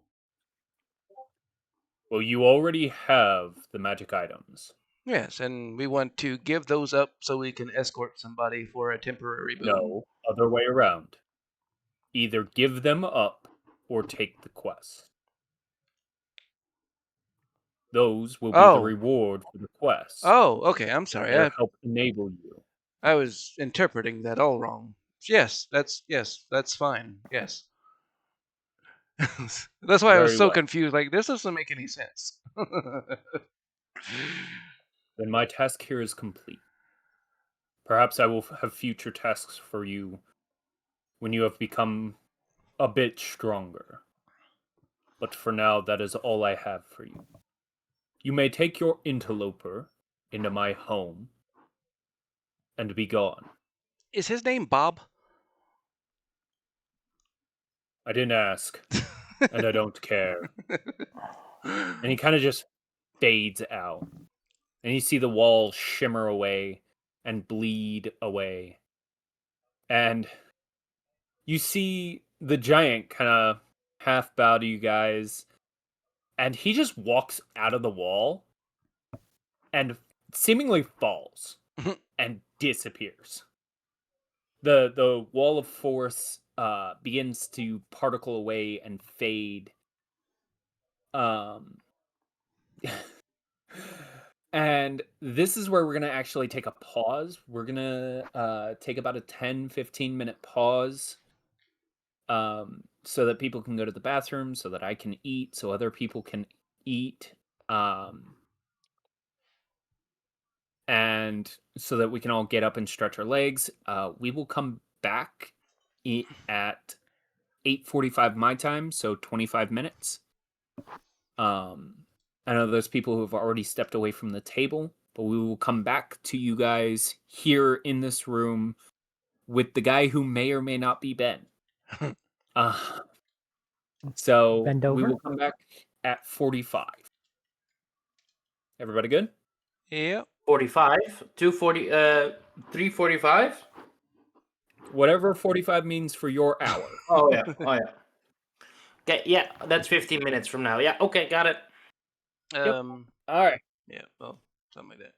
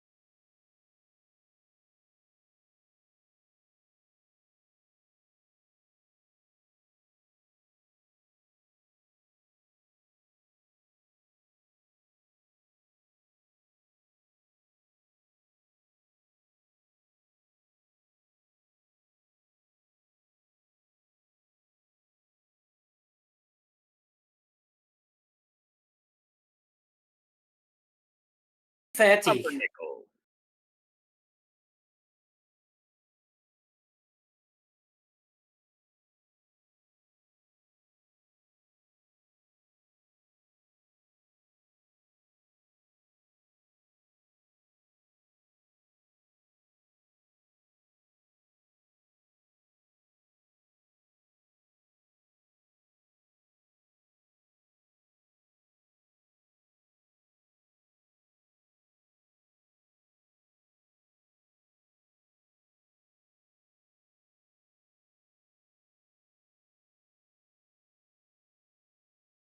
So it sounds like we're all here. Are you guys ready to jump back into this? We only got about another 45 minutes to an hour left of game before we stop.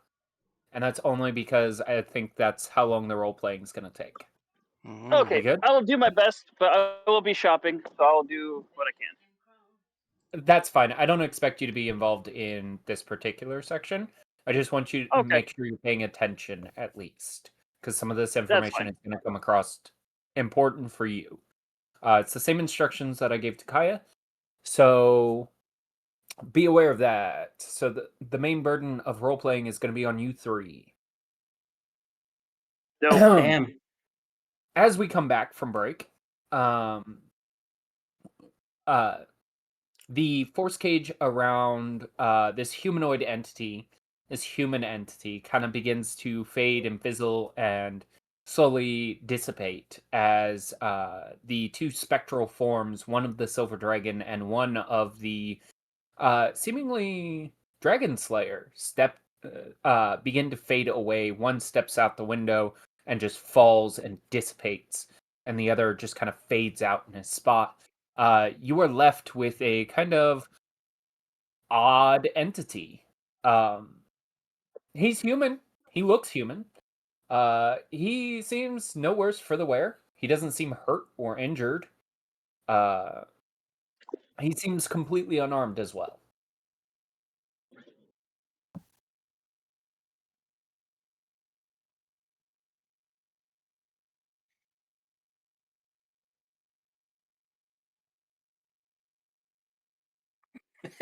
Oh my god. Let me face that way. Greetings, tall man. How are you? He just kind of blows past you, Ash, since you didn't say anything. I'm sorry, I was muted. Yeah, I went up to him and I'd asked him if I said, are you Ben Memek?" Huh? Yes, I am Ben. A pleasure to meet you. And he reaches out to grasp your hand. I Make me a wisdom saving throw. This is not a magical effect.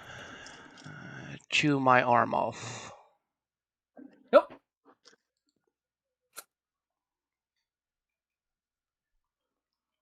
Instinctually, you pull away. There's something off-settling about what he is. And he reaches out and he grabs your hand.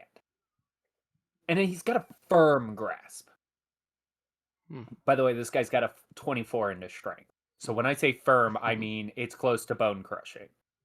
And he kind of shakes your whole arm and he goes, "Oh, wonderful, wonderful. You guys have come to protect me?" And he does air quotes. Escort you back. Retrieve me? Yes. Was that? I said, "Are you here to protect me? Are you here to retrieve me? What is going on? Where is your friend? Where's the one they call Torvald?" How do you know Ethan. Torvald? Indeed, I'm the one who asked him to come here. I did not expect a giant dragon and a dragon slayer here, but there are worse ways to be captured. Torvald didn't make it. That is unfortunate. Well, I am still under contract. My contract does not break. Do you happen to have his weapon? Yes. I looked to I believe Gaston. I believe I have it. Good. May I have it? And he reaches out towards you. I need a wisdom saving throw. Dabadoo. What was your No, this contract is with not a it? magical effect. What was your contract with it? With whom? Not You it. and his sword. No, with whom? Not it. I have contracts that I do for different people and personage. Despite him talking to Ash, you feel severely unsettled by him. Something is off about this guy. You just I'm sorry. can't Oh, there it is. grasp to it. What, Talon? Nothing. Talking to myself. Okay. And there's something about him. And he goes, who, not it. I would really prefer you remember that. These are entities, and many of them are extremely powerful. Are you going to hand me the weapon or not? I have one question for you. I have many for you.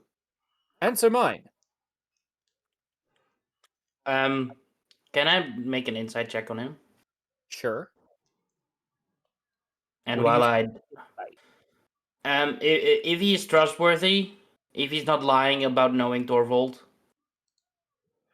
Well, we know there was something with Torvald and a guy named Ben Mimic. That's why one of the reasons why we came here.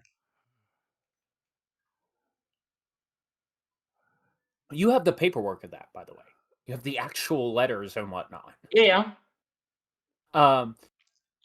Yeah, no, he's openly telling you the truth. You can see that there's no tells for falsehood. There's no slick smile. There's nothing that you would normally be able to tell a person is deceiving you or attempting to deceive you. There's none of it. He very much looks like an open book. Do you know about his daughter? Yes. Would you? Oh my goodness! Give me the weapon. I'm giving it to him now. He grabs it from your hands and all you people are weird. I am a Precaution. soulsmith. He kind of pulls the blade out of the sheath. Now, it is a temporary thing, but I got good at it from my time in the Hells when I had to craft my own weapons for a time. And kind of sheaths it again, and did he fight something crazy strong? Yes. Many times.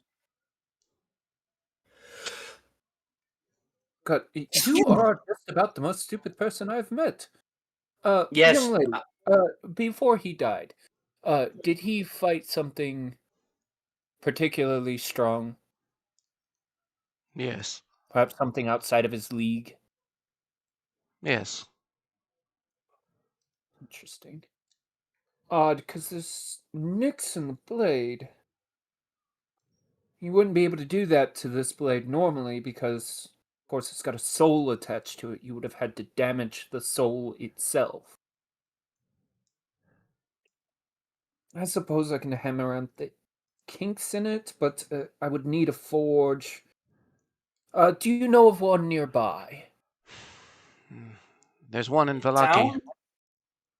In Vallaki. I don't think I made it that far. Good.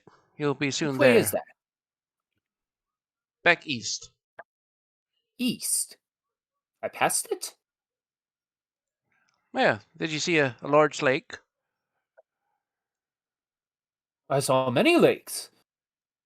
Although the way I travel is not conventional, so who knows if it's the right one. It's east of here, just below a large lake. Ah. I don't know if I made it that far. Anyways, I made a promise with this blade and I intend to keep it. Now, you have more questions, silly little man. What? Do you know of Danica? Danica, the lady who... I don't know if I can tell you that. I don't know if I can tell you that. I don't know if I can tell you that. Well, she When's apparently the knows you. in town? The blue something, Blue River, Blue Lake. Blue Water Inn. Oh yeah, that's it. The Blue Water Inn. Right. She sent us to get you. Oh, perfect. Maybe she can help me find a forge. Yes, there is a forge in Valaki where she is at. Perfect. So I believe it's our task to escort you there. It'd be more like I'm escorting you, but sure. I might be small, but that can come into quite an advantage. Indeed. I know many of creatures that are small and dastardly. You are certainly small. Great. So, have you met Torvald before? Believe I have met him twice. Fond memories? No, not really. Strictly business. Oh, So what okay. is all this soul of his daughter in this sword? What is it all? I suppose this is rather hard to explain if you don't understand the semantics of forging. So did you put her soul on this sword? Oh heavens, no. The soul itself kind of bound itself to Torvald. In the process of kind of forging the blade again, he managed to inadvertently chain her memory and soul to the blade itself. It was accidental. Now the Raven Queen let it happen, so we don't argue about it, but I think it's a dastardly thing to do. Now, that being said, she is a willing participant, and she must be a willing participant for the blade to be forged like that. Now, an actual soul forger like myself, we can take multiple souls and forge them into the sword and allow them to bring out the true power of such a sword. So many swords have their own intended purpose. This one, and he kind of holds it with emphasis, is intended to slay a beast far greater than what he is used to, but it was also designed to ensure that creature's downfall in a solid strike. Now, would it actually be able to do that? Probably not. But my job is not to guarantee it, but simply to make it possible. And possibility is all that matters. Hmm. Well, In fact, I now have that his son right here, and he holds out a little lantern with a small spirit in it. his son. Indeed, a willing participant. I would never do something so crass. Okay, but so you're gonna add his son to the sword with his daughter? Indeed, the plan is to get all three. His daughter, his son, his wife, and then originally he was supposed to wield the weapon for the purposes of his last grand adventure, putting a name to such a blade. Possibly one day my task would be to forge his soul into it as well. But that would be neither here nor there.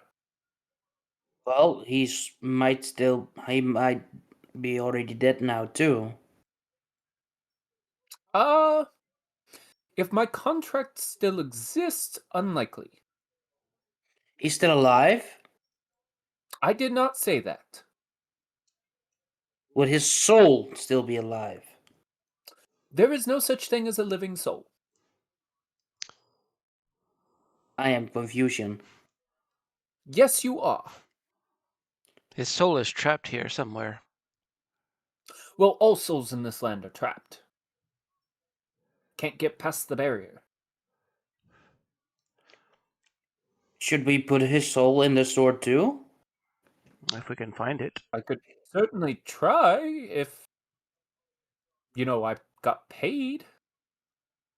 But such Can an act is against many deities, and such an act would be, without permission of one of those deities, would be a very affront to nature and extremely dangerous to do. I would not do so willingly if I did not have the backing of one such deity.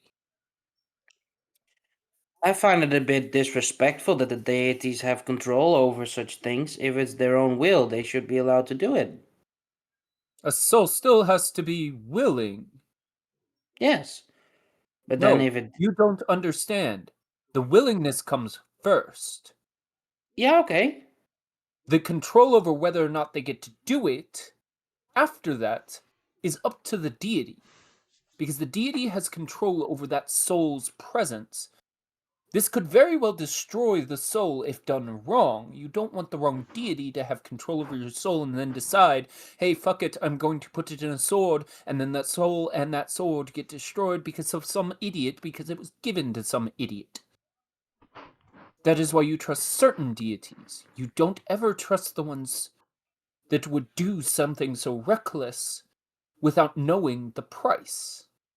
That is why you seek out special deities, like the one I am currently assisting. The Raven Queen.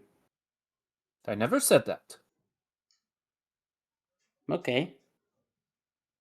Which deity are you assisting? I do not have permission to say.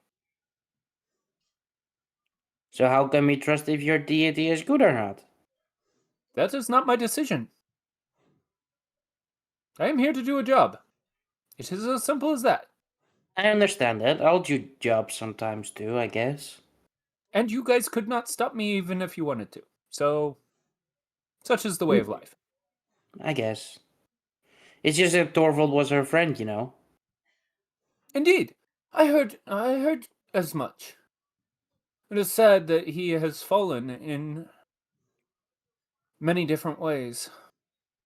But the fact that my contract still exists means there is a good chance you bring him back. Where he might be, I do not know, and what that might entail, I have no answers. Perhaps the sword will be of some use to you in the process of doing that. I cannot guarantee anything. All I can do is my job. So after this, if you entered another soul into the sword, what will happen to the sword next? Do you keep it? Do we need to get it? Hold it? Use it? What's... Well, that all depends. I could keep hold of the sword if you would like. That is a possibility. The next soul being forged into it will give it some actual magical properties without being a magical weapon. Kind of a unique situation there. The weapon itself is not magical, but the souls themselves are. So any attempts to identify what the weapon can do are negated because the weapon doesn't do anything. That being said, I could keep it myself, and when you guys find the soul of his wife, you could call me back, and I could do the same for her. And the same would be possible if you could find a contract for me to be able to do so for Torvald's soul. I could probably do the same. But again, this is all hypothetical. You could also take the blade, and if you ever find his wife's soul, then you could always call me back in similar circumstance, different position. I will look be at around that. these lands for quite a while, at least until the barrier comes down. I look at Ash. Just sad face, making it at Ash. What should we do?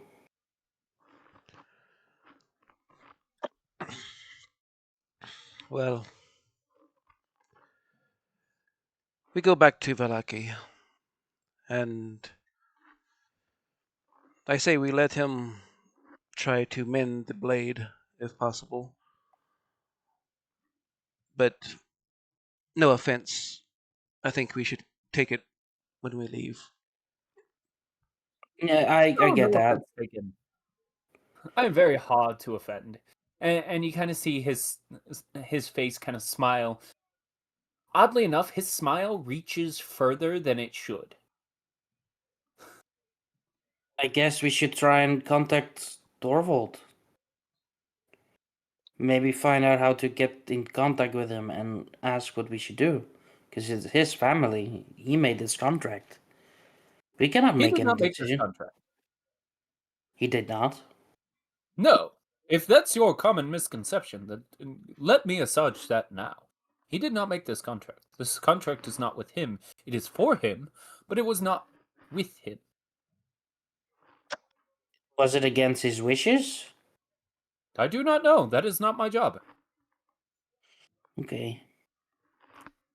Like maybe he doesn't even want his. Yeah. I guess roaming their souls in this trapped land would be worse than being stored in a sword that he would be Well, willing it to certainly defeat. protects them from things like soul eaters and different creatures that feed on the essence of souls or torture them into a new existence, like banshees and other things like that. So it certainly prevents them from becoming something that will hunt you down and eat you. I've been eaten before. I know how it feels like. Oh, trust me, you will not survive. Well, I did a few times, I guess, but different, I guess. Willing. Yes, it was a great sacrifice of mine. Okay. Either way, How how about clear intelligence than this one? Because obviously, I'm talking at a brick wall. yes? I think we should then head back. I guess. Do you have any more questions, Ash? No, I believe we are good for now. I'm a bit hungry. Perfect. As for food, I cannot help you with that. I don't eat. Not that. And you see his face slowly. His smile creeps even further back.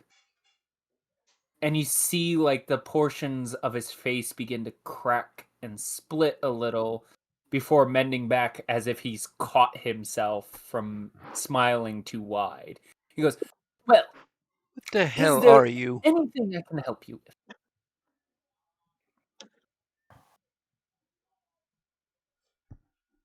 What are you? What am I? Yes. I'm exactly as I seem. No, you're not. Indeed I am.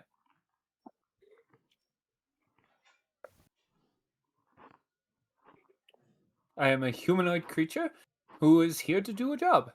Humanoid creature. Indeed.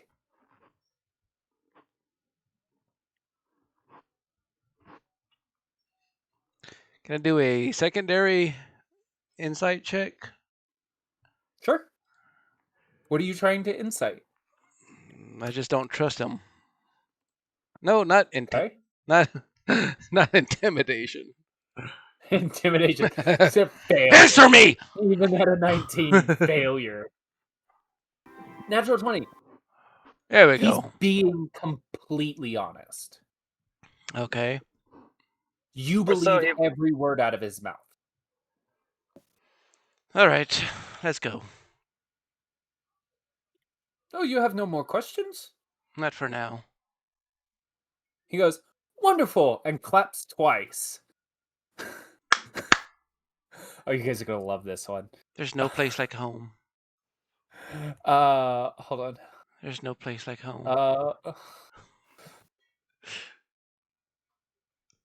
And you guys find yourselves here at the statue. Wow, He there's goes, two of us. How am I here and how am I there? He goes, Whole new world. no, I hate the walk. So many stairs. I do apologize.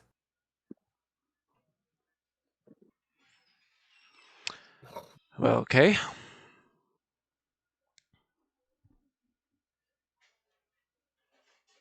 Okay. Has Gregjon now turned back to normal, or Nope. is he still under the effects of the blue pill? The what? You know, the blue pill, the ragey thingy. Is he still in rage? Yes, and gorged. Your friend does I not mean, if you always want me to be engorged, I can be. Interesting. He walks up to you, taps your shoulder, and goes, "Interesting. I've never seen one like you. Do you eat people?"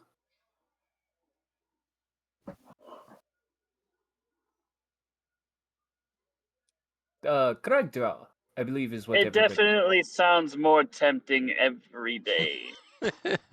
Interesting. And his face splits almost in half. Rows of razor teeth show off. He goes, "It would be interesting to see if I could eat you before you eat me." I And need mimic. Got it. history check from everybody in the room. The what? 1d20 plus 3 for me. Yep. The 2 attribute points you gave everybody, I put into my intelligence to help with all my skill checks. 17's not bad. Do we need to roll? Yes, history checks from everybody. I'm very good with that. Indeed, you are, and I'm super excited to see you fail. I am. I mediocre fail. That's not bad. I mean, to be fair, he knows what mimics look like. He's run into one already. Yeah. I've been eaten This by is one not a before. very high DC. Ash still did not succeed. How are you not succeeding? So, Ash, this feels familiar to you. You feel like you've seen this relatively recently, like in the last month or so. You feel like you've seen this a couple of times, and you feel like you should know this answer. The rest of you guys know this is a mimic. These are mimic teeth. Somehow, this entity that is standing before you is a mimic, a sentient mimic, is your best guess.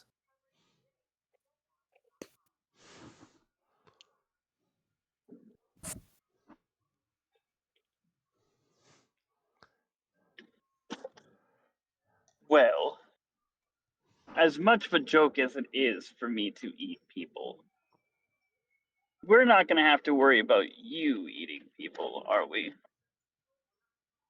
Why would I eat people? None of you even look remotely delicious. I find that insulting. Your My intelligence high, is insulting at this point. I don't need him. my high constitution says I would be delicious. Thank you. No. You look like you'd make a decent meal, but not in the state you're in. There's so much Yeah. bone. Have you ever tried chewing the bone? Bone is so tough. Now I'd rather have the meat. That form you had earlier, the fur and whatnot. Fur's a little stringy, but kind of gives a nice flavor. It holds flavor really well. I have my own preferences.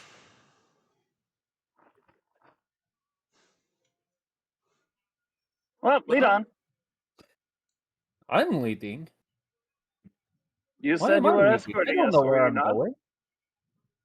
You said you were escorting us to Valaki, so clearly you I know said the I way. could escort you to Valaki, not that I knew where I was going.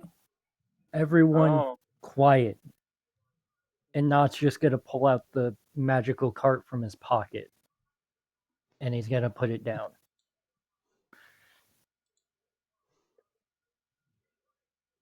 We will take this back to Valaki. Because everybody seems to be in disagreement today.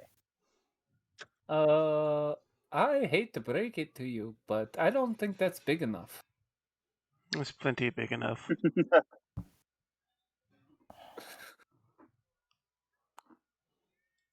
Give it a second.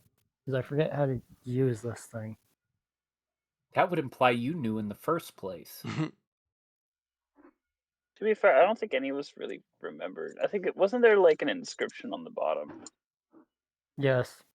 Yeah. And as you pick it up and kind of start inspecting it to try and, because it's not moving. It's really not moving. It says on the bottom, Blinksey's mildly magical tools. That's it. There are no instructions.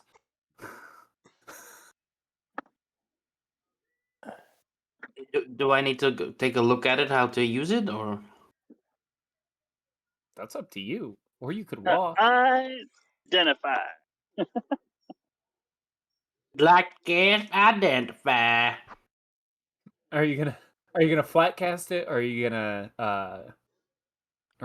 ritual cast it? Oh, Ritual God cast damn it, of course. Okay.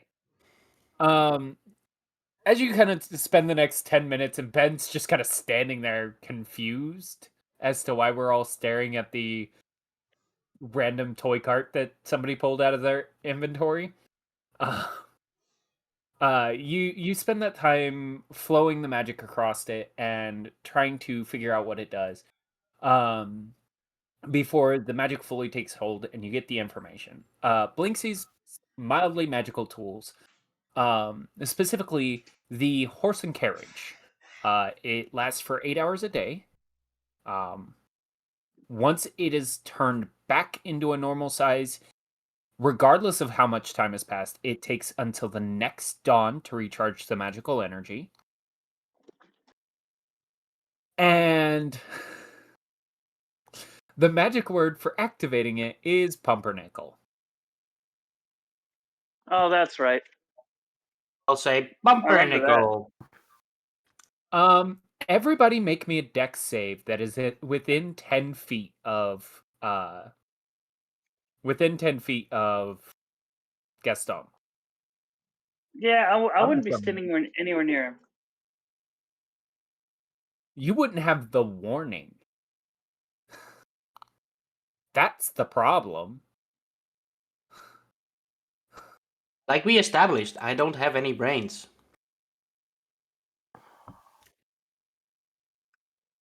What we got here? Dex save. You'll take half damage. You'll take no damage.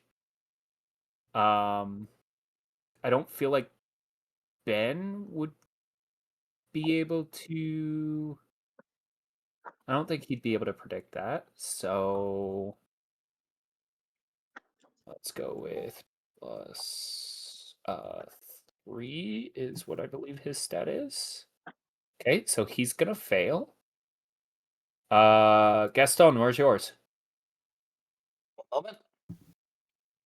What's your modifier? Gaston gets Bud?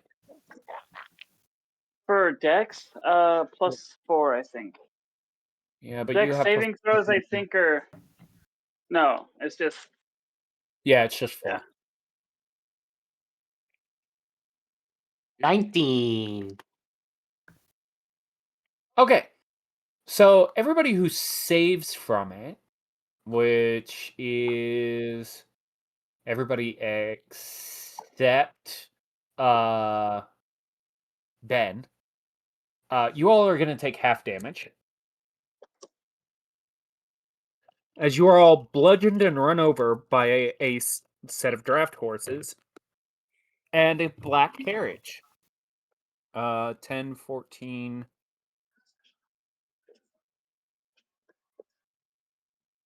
21, 22 points of bludgeoning damage.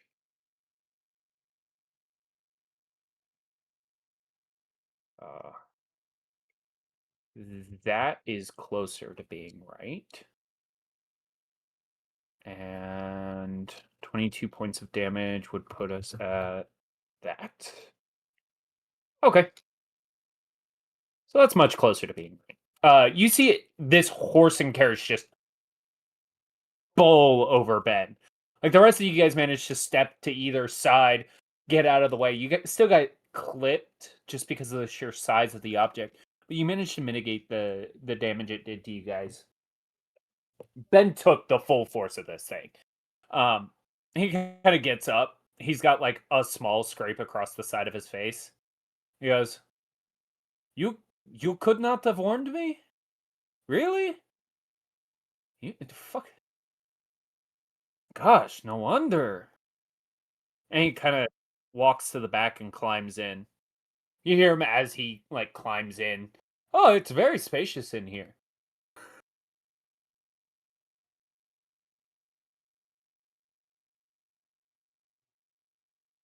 Well, that's definitely a character.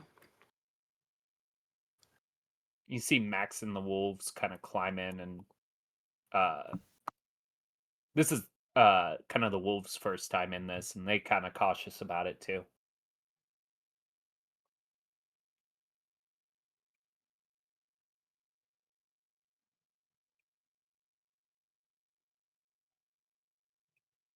Let's get I, in. gr- I grab Nod's hand and we'll go in.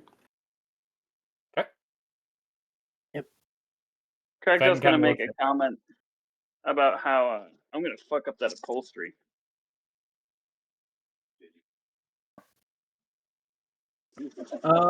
Make me a wisdom saving throw. I believe that's +3 still. Yes. Okay, hold on.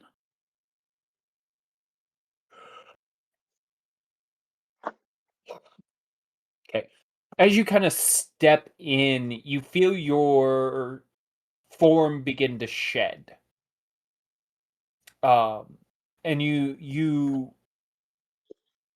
feel the grip, that tightened knot of energy loosen and give way as you feel yourself revert back to your normal Furbolg form.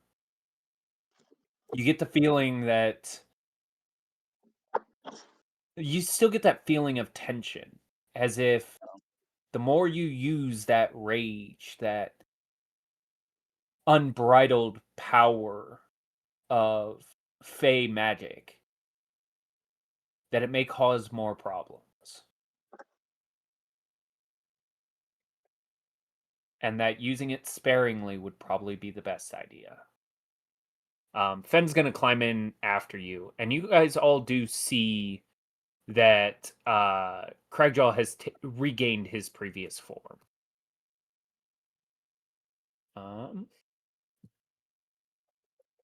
We will then move to the Atlas. You guys kind of have a long-ish journey there. Is there anything you would like to do in that time?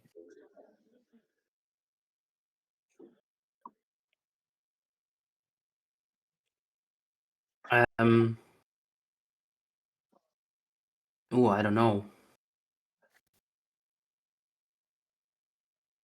Do we need any more identification or like figuring out about the items? Did I identify the crown of Max's head? No, and Max refuses to give it to you. Well, could I identify it while it's on her? No, she refuses to like take it out to give it to you or anything. Okay. She seems very possessive of it.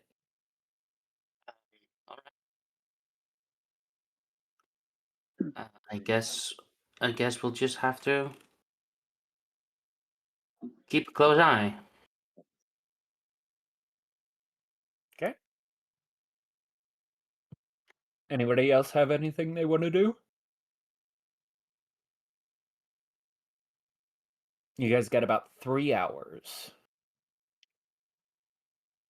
Oh, I'm I sure thought there'll last be time. role play and stuff, but I feel like without Kaya or Fen, that maybe we should just hold off on getting to Velaki and give the role play opportunities to them as well.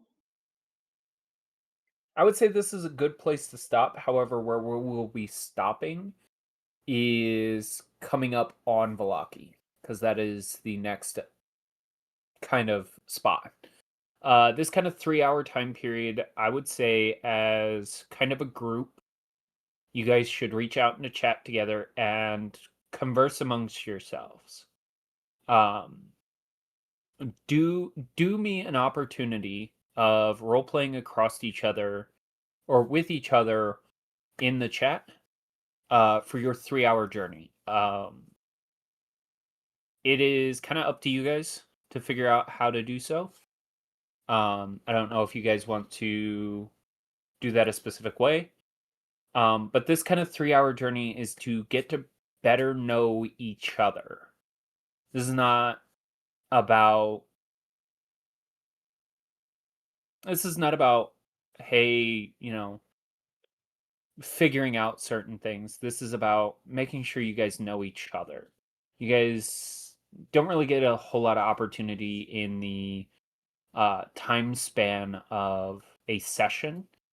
So I want you guys to take the time that we would be traveling this separate section and role play it out in the chat. I'll keep an eye on it, and if anybody has any questions or something, then I will be there to say something or to answer questions or something. But this gives us an opportunity and more time to do so to role play that out for us. And then we'll go back over it at the beginning of next session with a small recap of what happened during the small journey. Give me a moment. Oh,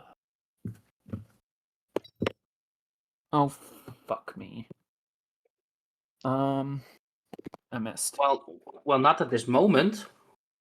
Okay, so you guys will have a chance encounter close to Velaki. So we'll actually pick it up just across the bridge. And so we will pick up the session with that chance encounter. We'll open up the session with kind of the cliff notes about your guys' role playing and how that went. So make sure to extend a hand to each other and kind of role play out what you guys would do for those 3 hours, the conversations you would have. I'm giving you quote unquote unlimited time for it. You guys do have until next session to hash it out, though. Our next session is on the 11th. So keep that in mind. It will be after the holiday and evidently right before another one, like a week before another one. So we're kind of hitting in between all of the fucking holidays. Doing a good job here. So I look forward to seeing how everybody's going to role play out. We will do a little bit of role playing towards the beginning and getting into Velaki and interacting with the events going on in Velaki. This is kind of my warning, my trigger warning for next session. We are going to be dealing with death and kind of the harshities of these lands and the price you pay when things aren't going in the right direction for certain people. So it's kind of my warning. Death, blood, possibly gore, as kind of a heads up for next session. All right? All right. Okay. We are good to close out stream as long as All right, everybody. you are ready. Thanks for coming in. Thank you, Attitude, for coming by and the raid. Hope y'all enjoyed it, and we'll catch y'all next time.